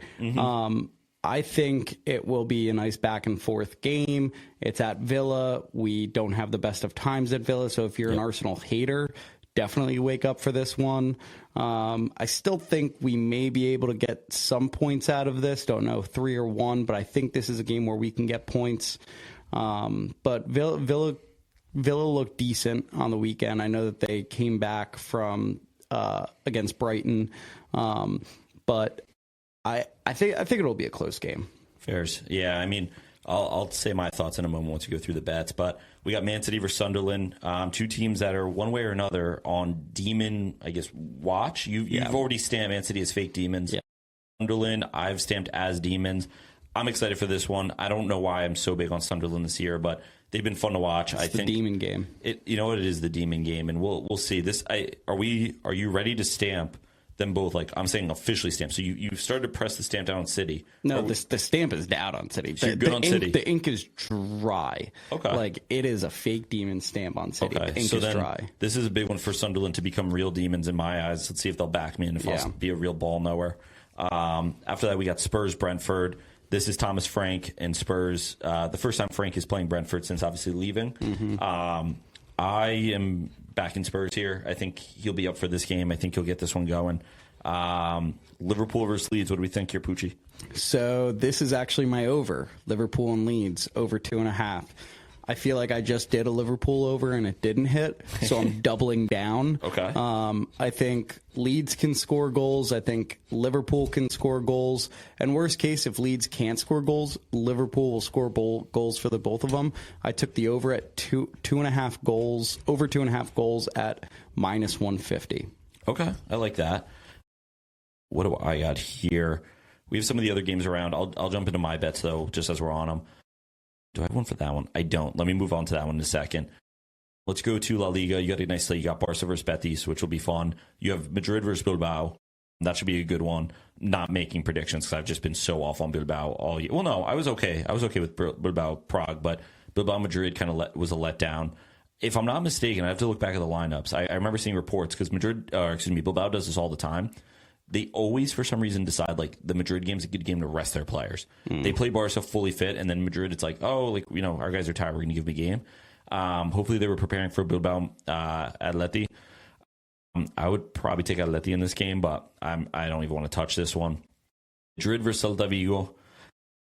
This is one of those games that, again, and I might say this for every game against Madrid because I'm just a hater, but I actually feel like this is another game. Celta Vigo is always a really tough out. They give Barca fits. They've given Madrid fits over the past couple of years, and you're making fun of Iago Aspas and all that. Mr. Bean. Anyway, him, Borja Iglesias, who they call the Panda, because he's so reliable. they got Mr. Bean and the Panda. Okay, and what are you going into the game with? No, that's sick. I'm saying that's sick that they have nicknames. Normally, really good teams have like their top guys. They have nicknames for them. Yeah, so we'll see. That'll be what's Yamal's nickname? That's crazy. When you're that good, you don't need a nickname. Oh, that's exactly my point. Anyway, just taking way too much slander on my own podcast, on our podcast. Around the world, though, we also have some big ones. We don't really talk too much about like some of the other leagues, but you got Bayern versus Stuttgart, which, if I'm not mistaken, is kind of, I think Stuttgart, I'd have to check where they are on the table. Last time we checked, they were in like that top 4 range. That may have changed, but I feel like that will be a good one. Mm-hmm. I've also recently learned that Bayern has a player called what did I say? Let me look it up real quick. I just saw it. Wisdom Mark, I think, which, I mean, I'm really a Bayern hater when it comes to most. No, not Wisdom Mark. Wisdom Mike. I'm sorry. It's Wisdom Mike. Yeah. No, sick name. This guy might make me change my view on Bayern, which Brett's a big Bayern fan. He's been talking about Wisdom Mike a ton, maybe because it's the only name he can pronounce.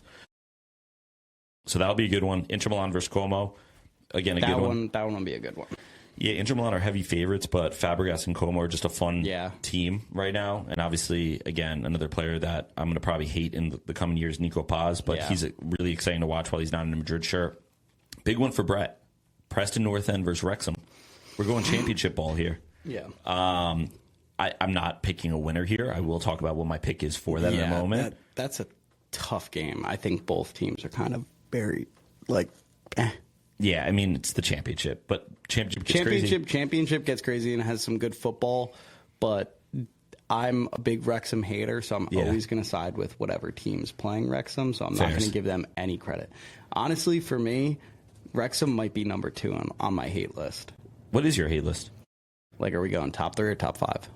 It doesn't matter, Pooch. We'll go top 5. Tottenham 1. Okay, fair. Wrexham 2. 3 we'll put Lazio. 4 we'll put United 4. Okay. And then 5 probably City. Okay, fairs. I mean, my hate list, I think I said it week 1, but at the top it's tough because it probably should be Madrid, but it'll always be Chelsea. Number 2 is probably Madrid then. 3, I'm going to say PSG. I'll give it to PSG. No, Getafe. I hate Getafe. Yeah, Put Getafe over Arsenal. Yeah. I hate them. 3 is Arsenal. 4, we'll say PSG. 5, Bayern. And that kind of rotates and just depends on the year. That being said, let's move to Italy. Big game here. Napoli versus Juventus. You got mixed sauce, which I haven't watched him play once. I just see the highlights, and he's a beast. No, the Napoli team's really, really good. They beat Roma last week, 1-0. They must be so good then. That's a big, like, right now there are 3 teams within, I think, 3 points of each other for the top. It's Napoli, Roma, and Inter. Okay. I think it's Inter. But that was a big game. Juventus is not the Juventus that everybody knows. No. They have one guy, the Turkish fella, Kenny Yilmaz. Call him Kenny. Fairs, I guess. We're going American nicknames. I know it's not Kenny, but in my head it's Kenny. So if we're just giving fake nicknames, can I just give Lamine Larry Yamal? Yeah.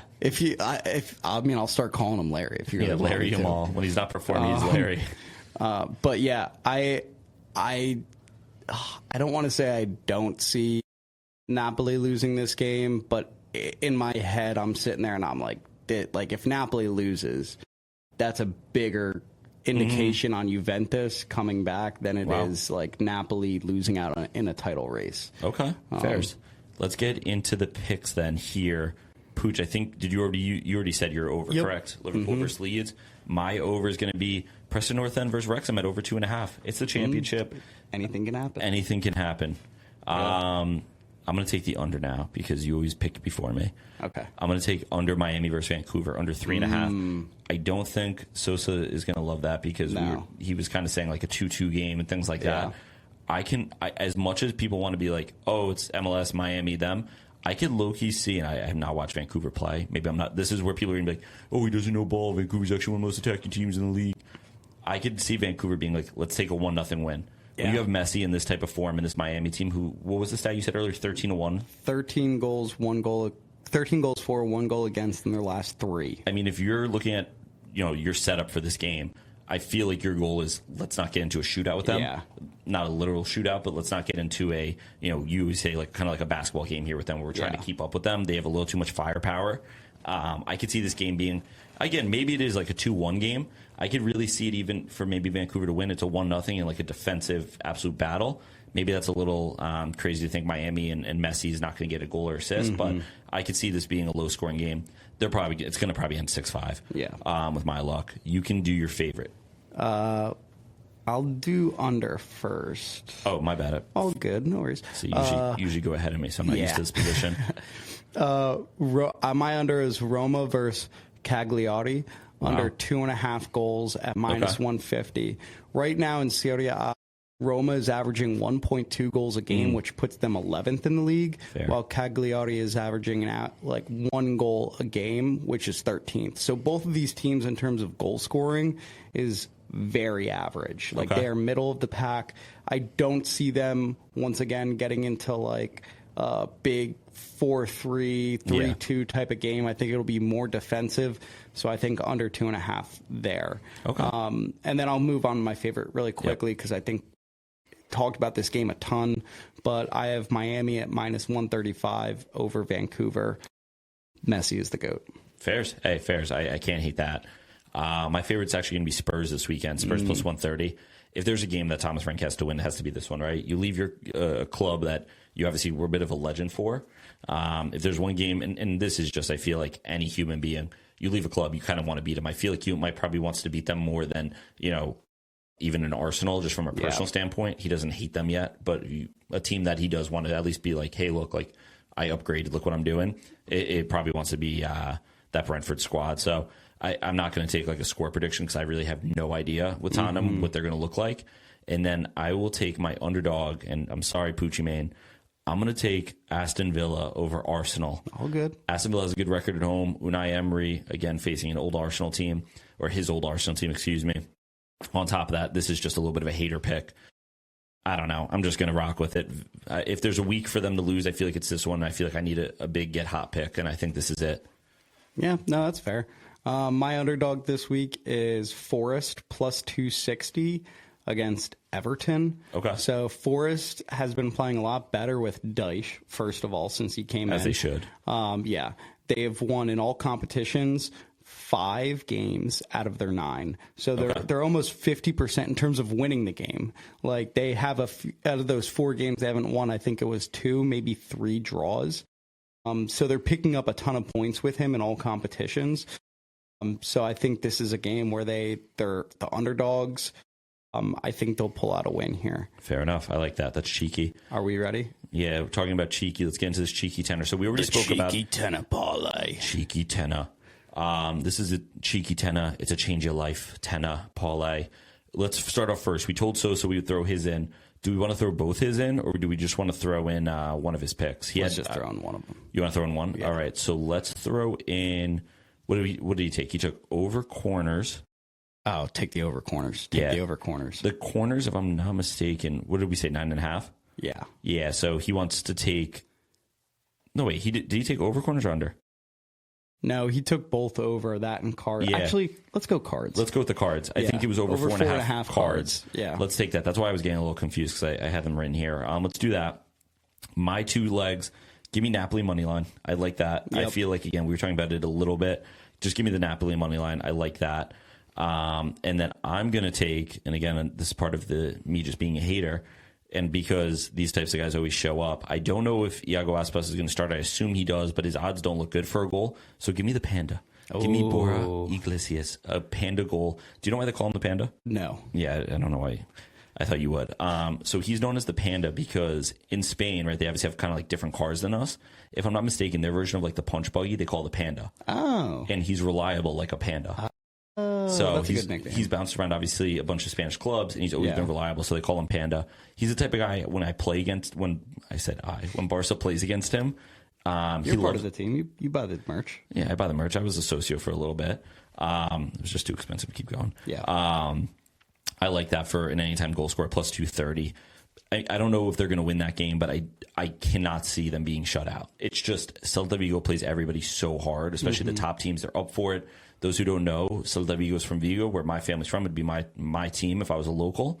And up in that area, like Gallegos, which is Galicia, right, that region, they are Gallegos, which has a lot to do with Gaelic.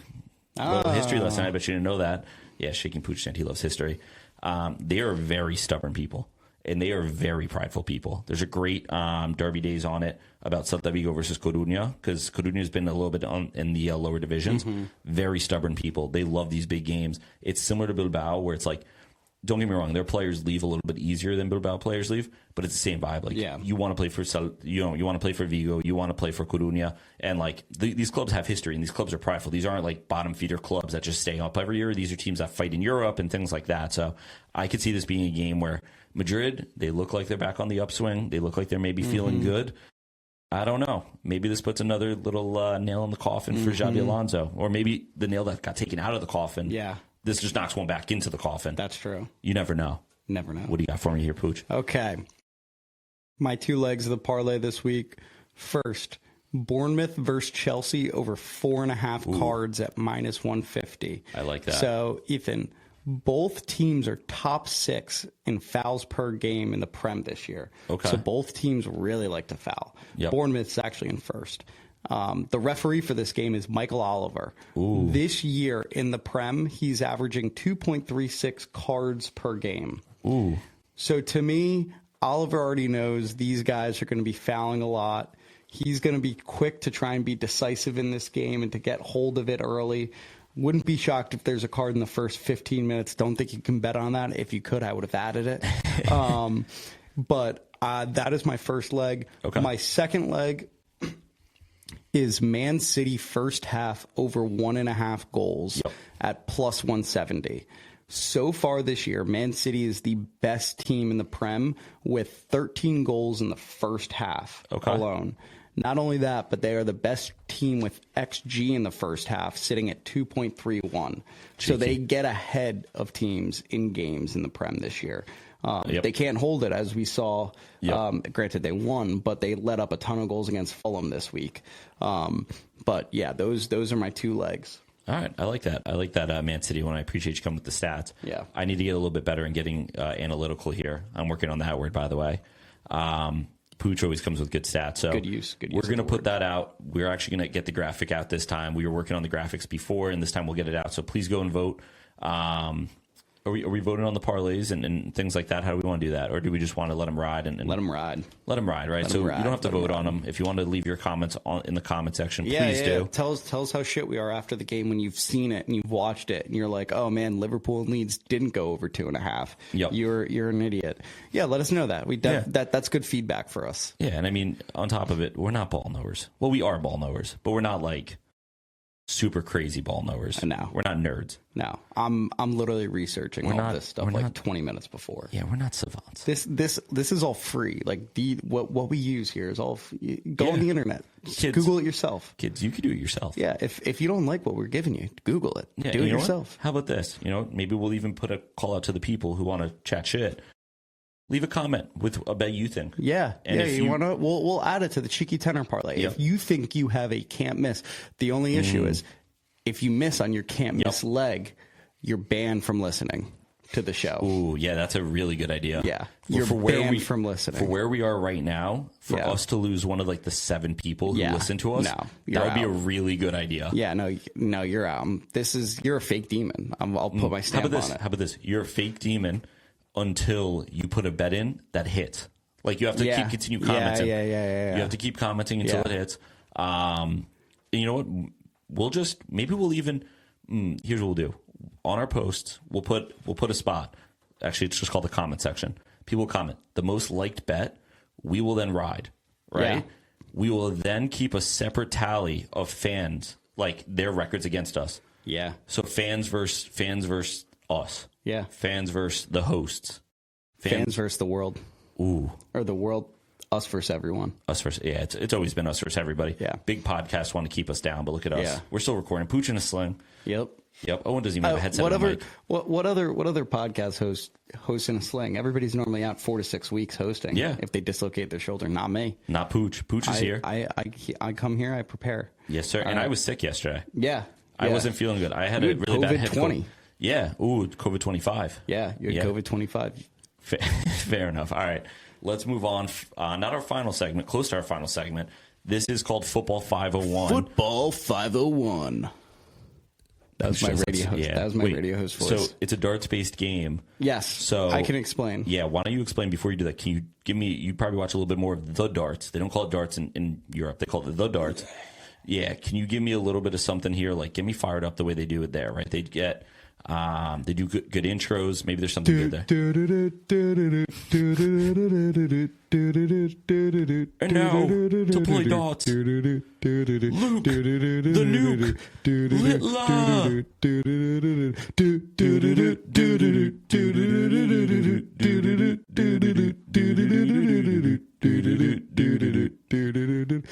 Okay, good. And that was beautiful. Thank you. So Football 501. So it's dart-based football. So what we're going to be doing today is Premier League appearances. So how this works is Ethan and I will be throwing out guesses for how many Premier League appearances each player has. We start at 501 points. The max amount of appearances the player can have is 180. That's also the max amount of points you can get in darts. So, for example, if I threw out Danny Drinkwater, he has 104 Premier League experience. That puts him that means that's deducted from my score, like in darts, and I now sit at 397. The goal of the game is to get under 20, is to get 20 or under points, and the lowest you can go is negative 10.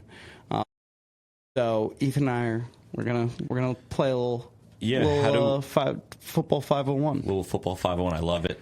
If you didn't understand from what Pooch said, just listen. You'll pick it up real quick. Yeah, it'll be real quick. So Pooch, how are we going to start this? I mean, it obviously it's a game, right? So we're going back and forth. Yeah. Do we want to Rock, paper, scissors. Yeah, let's See do who it goes first. Yeah, Or this is good determine order. podcasting. We want to go rock, paper, scissors, shoot, or rock, paper, scissors? Owen, what do you think? You Rock. got to hit the shoot. Yeah, you gotta okay, hit the thank shoot. you. Yep. Shoot. Oh, I think Pooch threw his shoulder out again. Yeah, I threw it. Damn. Okay, I can't shoot. Turns out you cannot shoot. All right, ready? Rock, paper, scissors, shoot. Rock. Oh, we tied on Yeah. scissors. Rock, paper, scissors, shoot. We were scissoring. Rock, paper, scissors, shoot. Let's go. I beat him. So I get first pick? Or you can go second if you want. Up to you. What do they usually do in darts? I don't know, man. All right. Yeah, we don't care. Yeah. We don't care. All right. Ooh, this is tough. And just so everyone knows, like, we're not looking this up. Like, it's supposed to be off the dome. Give me... This might be a bad one, but I feel like this one might be cheeky. Give me Richarlison. Okay. Yeah, let me look him up real quick. We also got Owen helping us out. He's doing the math for us because me and Pooch, not numbers guys, not word guys. We really are just ball guys. We're just guys. Richarlison, Premier League appearances. He has made over 250. Oh, so no points for Ethan, over 250. That was a horrific. Wow. Go on, Give me Mark Albrighton. what do you got there? 310. God damn it. Hey, what are you doing with that? Okay. Give me... All right, let me just get on the board here. Give me Christian Romero. Oh, I feel like he has more than 180. You think He's so? been in the league for a while. 110. Oh, He there hasn't you been go. around as long as you thought. Yeah. Pooch. And you also got to think about injuries. Bozo, What's he at? 110. One? Damn. Ooh, I'm at Okay. 391. All right, let me think. Give me Alex Song. Ooh. What do you have, 6 appearances? He barely played at Arsenal. No, he barely played at you guys. At Barca. At Barca. He has 190. Oh. Who are you? Who are you? Who Damn. are you? All right, give me... Let me think real quick. This might be a bad one, but I think it might be cheeky. Martial, 209. Ooh, Okay. that was cheeky, Ethan. Thanks, man. Give me Ethan Ampadu. I don't think he has that many, does he? I got it for you, Pooch. Don't worry. One on Pooch. 172. Ooh. That's a very good That's guess. huge. Use ChatGPT for this again? 329. He's at 329. What am I at? Ooh, 329, 391. I need a big one here. Give me... We're not going to do that again. Oh, my gosh. All right, let me just get into my bag real quick. Premier League appearances, people like Ethan Ampadu. Give me Saliba. I think he may be over too. He's been in the league for 5-6 years. 111. You don't know ball. No, I don't know math. That's the issue. I keep saying 5 or 6 years. What am I at? 280. 280. So I'm at Okay. 280. Pooch is at 329. 329. Okay. Let me think. I just went into your club and just pulled it out. Oh no, he's. Should I start done playing a defense on ton. Pooch? Defense. Alfonso Defense. Areola. That's such a weird pull. 344, Bozo. Wait. I'm sorry. I put league, not Premier League. I'm sorry. Maybe I'm the Bozo. 108. Not bad. I'll take that. I like how you just go on every single one. 221. 221 for Pooch. 221. What am I at again, Owen? I'm sorry. You're at 280. 280 for me. 21. 21 for Poochie. Okay. I kind of like where we're going here. Give me... if Richarlison made that many... you know what? Give me Solanke. 170. Get in. I knew it. He's so injured. It's 110. I'm at 110. Okay. And we can't reuse players, right? No. What do you Oh, we didn't like that. Defense. I have one in my head, but I think it's over. But I think I'm going to use it anyway. Sean Wright Phillips. I don't know why I typed all teen. Yeah. Wait. see, Yeah. Yeah. Yeah. No. I had a feeling it You're was gonna do going to like go Alan over. Shearer next. That would actually be a good one, Alan Shearer. possibly. Oh, because his full time wasn't. His full time was in the Prem. Yeah. No. Now I'm thinking about it. Yeah. That would be a good one. Just trying to think of dogs. That's very fair. Let me think of somebody who's been in the Prem a bit and then dipped. Let's do... I really wanted to do Emerson Royale, but I can't. Give me... You know what? Give me Emerson Royale. Please don't be over 110. 39. I'm trying to nickel and dime this a little bit. OG, what am I at? 31. 31 left. So you need to get what, 41 or under? Yeah. I have a cheeky one in my head right now. I know. I have a feeling you do. This is your game. Give me Eric Garcia, Like the Barcelona player? the Man City guy. Yeah. 19. Damn. Why would you do that? I thought he had more. I'm not gonna lie. I thought he had more than 19. That was a good one, Pooch. That would have been perfect for you. You would have won. I know. So what do I have? I have 31 left. Can't go over by I know. 31. I'm trying to think of recent signings that have. Bergvall. Do Bergvall. He played a whole year. It's one season. He played more than that, though. No. Bergvall might be cheeky. Bergvall. Do Bergvall. I think I'm going to do No, you must know. No, do Bergvall. I don't know. I just picked Sean Wright Phillips, who had 300. 10. Okay. Yeah. That's it? He only has 10? Wait, no. This is why you can't trust this BS.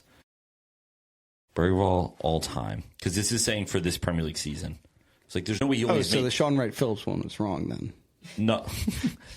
No. Oh. What's he at? This is so weird. All-time Premier League appearances. It just keeps giving. He's made 37 appearances in total. I told you. Wait, let me confirm that's all Prem though. I'm sorry, everybody. We really don't have the best systems for this. That's true though. You're at 31, so you beat. Yeah, 27. Yeah, he made 27 last year and 11 this year. I told you. So I win. No, can I offer one thing? Yeah. What am I at? 209? 202. 202. If I pick a player and it's exactly on 202, we run it back. That's fine. But so I win them with that though. Just Yeah, to no, confirm, you I'm do. currently You do, winning. yeah. Who are you? Who are you? Who are you? So You're I just have a to fat find a granny guy. shagger. Paul Pogba. My God. 202. You must know that. I don't actually. Oh my God. You definitely look that up. I look at my laptop. No, he's made 157 bozo. Yeah. Oh, I should have picked him earlier. I thought he was over. Nah, Damn, I should have picked him. And that was who I was thinking between him and Sean Wright Phillips. I was like, Pogba definitely has more appearances than under 180. Like, I can't pick Pogba. Okay. right, so- Congratulations, eh? So that's a dub for E. All right, that was a Yeah. fun little segment. Yeah. I think we're going to start standardizing this a little bit. I know a lot of people said that they like the Mystery 11, so maybe we'll save that for our Yeah. Tuesday shows. We'll do a Mystery 11. Yeah. Maybe for our Friday shows, we'll do a 501. Yeah. And we'll throw some other games in there. But we obviously don't. I like doing the games. I like keeping it light. I think the games are fun, and I think it helps us increase our ball knowledge. And also Yeah. maybe someone learned something today. Did you know Willie Boley made 126 Premier League appearances? Could have used him. That was another name floating around in my head. Willie Boley. Yeah. Okay. You don't know Willie Boley? No, I'm familiar. Let's look up a player with. No, you know what? I'm not. I was going to say, let me look up a player with 180. That's like just distinctly cheating. Yeah. Like yeah. we just need to pull that out. I won't look up any more players. No, but moving forward, we're not going to do Premier League appearances. No, Next time we'll do like We'll- international appearances. Other We'll things. do goals, assists. We'll do everything under the sun. All right, let's look up players with 180 Premier League appearances. Premier League appearances exactly, and we'll tell you what a I'm going to give the fans 30 seconds here. Not even. I'll give them 5 seconds here. If you want, pause the podcast. Give me 3 names that you think made. Put it in the comment. Put it Yeah. in the comments of the pod. Yeah, and then we will tell you who made. Wait, what is it? Why would it show me this? And what this will do, the data. What does this mean? Oh, that's goals. I'm sorry. Let me tell you something. Google right now sucks. Players with exactly, and this way you could get the perfect answer. What would have been a perfect 3? This is actually perfect. You probably wouldn't even need to pause the podcast at this point. Yeah, you're good. Take your time. Yeah, you're good, Chief. I literally can't get it. I know it sounds harder than it. Alexis Sanchez, maybe? We're going to ChatGPT. Players. Another good sponsor for us. Yeah, shout out them for last episode with 180 Premier League appearances. All right, ChatGPT is going to spit out an answer. It's probably going to be fucking horrific. We cannot perform this request. I can't find any reliable public. Oh my god, Yeah. it really can't. All Okay, right. so if you guys could find one for us, that'd actually be super helpful. You could throw out any name, and I'm sure we'd believe you at this point. Yeah, I'm not double checking Yeah. respectfully. Maybe Owen will. Admin Owen. How about you guys play against Admin Owen? How's that sound in the comments? Owen said, yeah. He said, I'm not scared of them. They all fake demons. You can't Yeah. say that on air. You Boom, can't use that stamped word. him. The word he just used was crazy. Second time. All right. Pooch, what do we think? Decent episode? I think a decent episode. Yeah, we're building. We had laughs, we had cries, Yeah. we had. We got another laugh. There you go. Yep. We're at 7 on the episode. I think I popped my shoulder about 5 times laughing during this episode, so that's definitely a positive. There you go. You really need to go see a doctor. No. You've now thrown out that shoulder without contact multiple times. You're talking just in general. Yeah. Yeah. Yeah, in general. Yeah. You're good. You're good.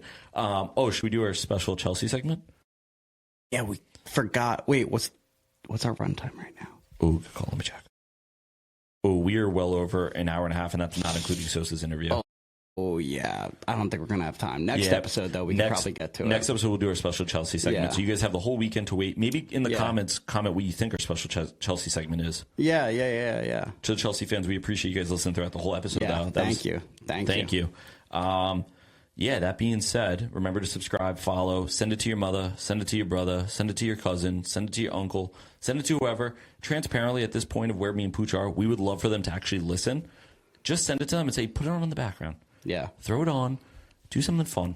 Listen to another podcast while you have ours running in the background on a separate device. Yeah. You know what I mean? Maybe, I don't know, Pooch, any suggestions there for when they can listen? When they don't even have to listen to the words. Car ride is a great time to listen. Long car ride's a good one. Yep. If you're working out at the gym and you're like, man, I need something else to listen to. I'm going for a long run on the treadmill. Yeah. Boom, that. Yeah, I've never done that. If you are at the beach currently, definitely do that. I know we have some Australian listeners, and it is summertime over there. Yeah. So, Oi, crocky. Listen. Oi, crikey. Oh, these Yankees. The dingoes ate my baby. And I would say if you're working security for MetLife at the hour of between 10 and 12 at night, is probably another time you'd want to listen to this. Yeah, specifically MetLife. Yes. That's a good one. That kind of sounds like a threat, but we're just spitballing. No, we're just throwing at different times, different places, jobs you should be listening to us at. Yeah, but continue to subscribe, please. Even if you're not going to listen to all the words, just download the episode, subscribe, help us grow a little bit. Follow the socials. We're on everything. We're on IG. We're on TikTok. We are on YouTube. We're going to start putting YouTube videos. I know we spoke about that. Unfortunately, I didn't get the tripod in time, and the camcorder we have makes this look like a hostage video versus a really enjoyable podcast, which maybe for Owen, it was a little bit of a hostage video, but he's behind the camera. So with that being said, and make sure to comment on the posts. That way we have a little feedback. That way we know. The feedback helps us tremendously, genuinely. We appreciate all the love and support so far. It's been awesome. We're going to keep doing this. It's fun for us. We're just getting better. We finally got a studio. We're not in Pooch's apartment anymore. And yeah, Pooch, any last words?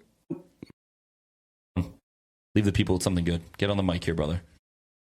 Here comes Owen. I've been thinking about each and every one of you this whole time while filming. It really touches my heart that you guys take time out of your day, or don't, to listen to the podcast, or at least press play. That's really all that matters. Yep. The number's really all we care about. At least me. Yep. But thank you, everybody. Yeah. Yep.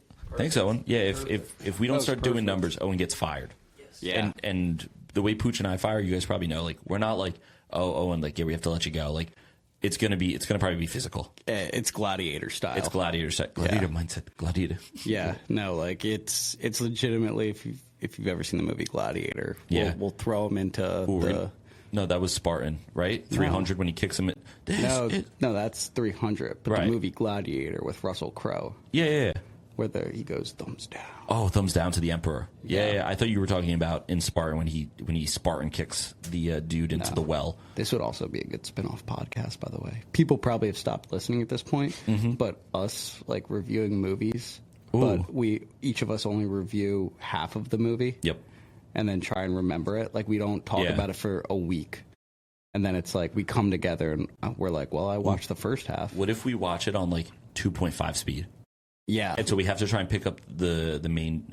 This is us how we also come up with segments. It's usually us texting back and forth while Pooch is working his 9 to 5 and I'm just sitting around doing nothing, or I'm in the gym. But yeah, we have a lot of there you go. Oh, thanks. Owen's jacked. It's a big dude. Yeah. 6'8", 6'8". 6'7". Owen, relax. Stop, dude. That being said, we appreciate it. We love you guys. Pooch, maybe a little outro song for him. Class is permanent. Form is temporary.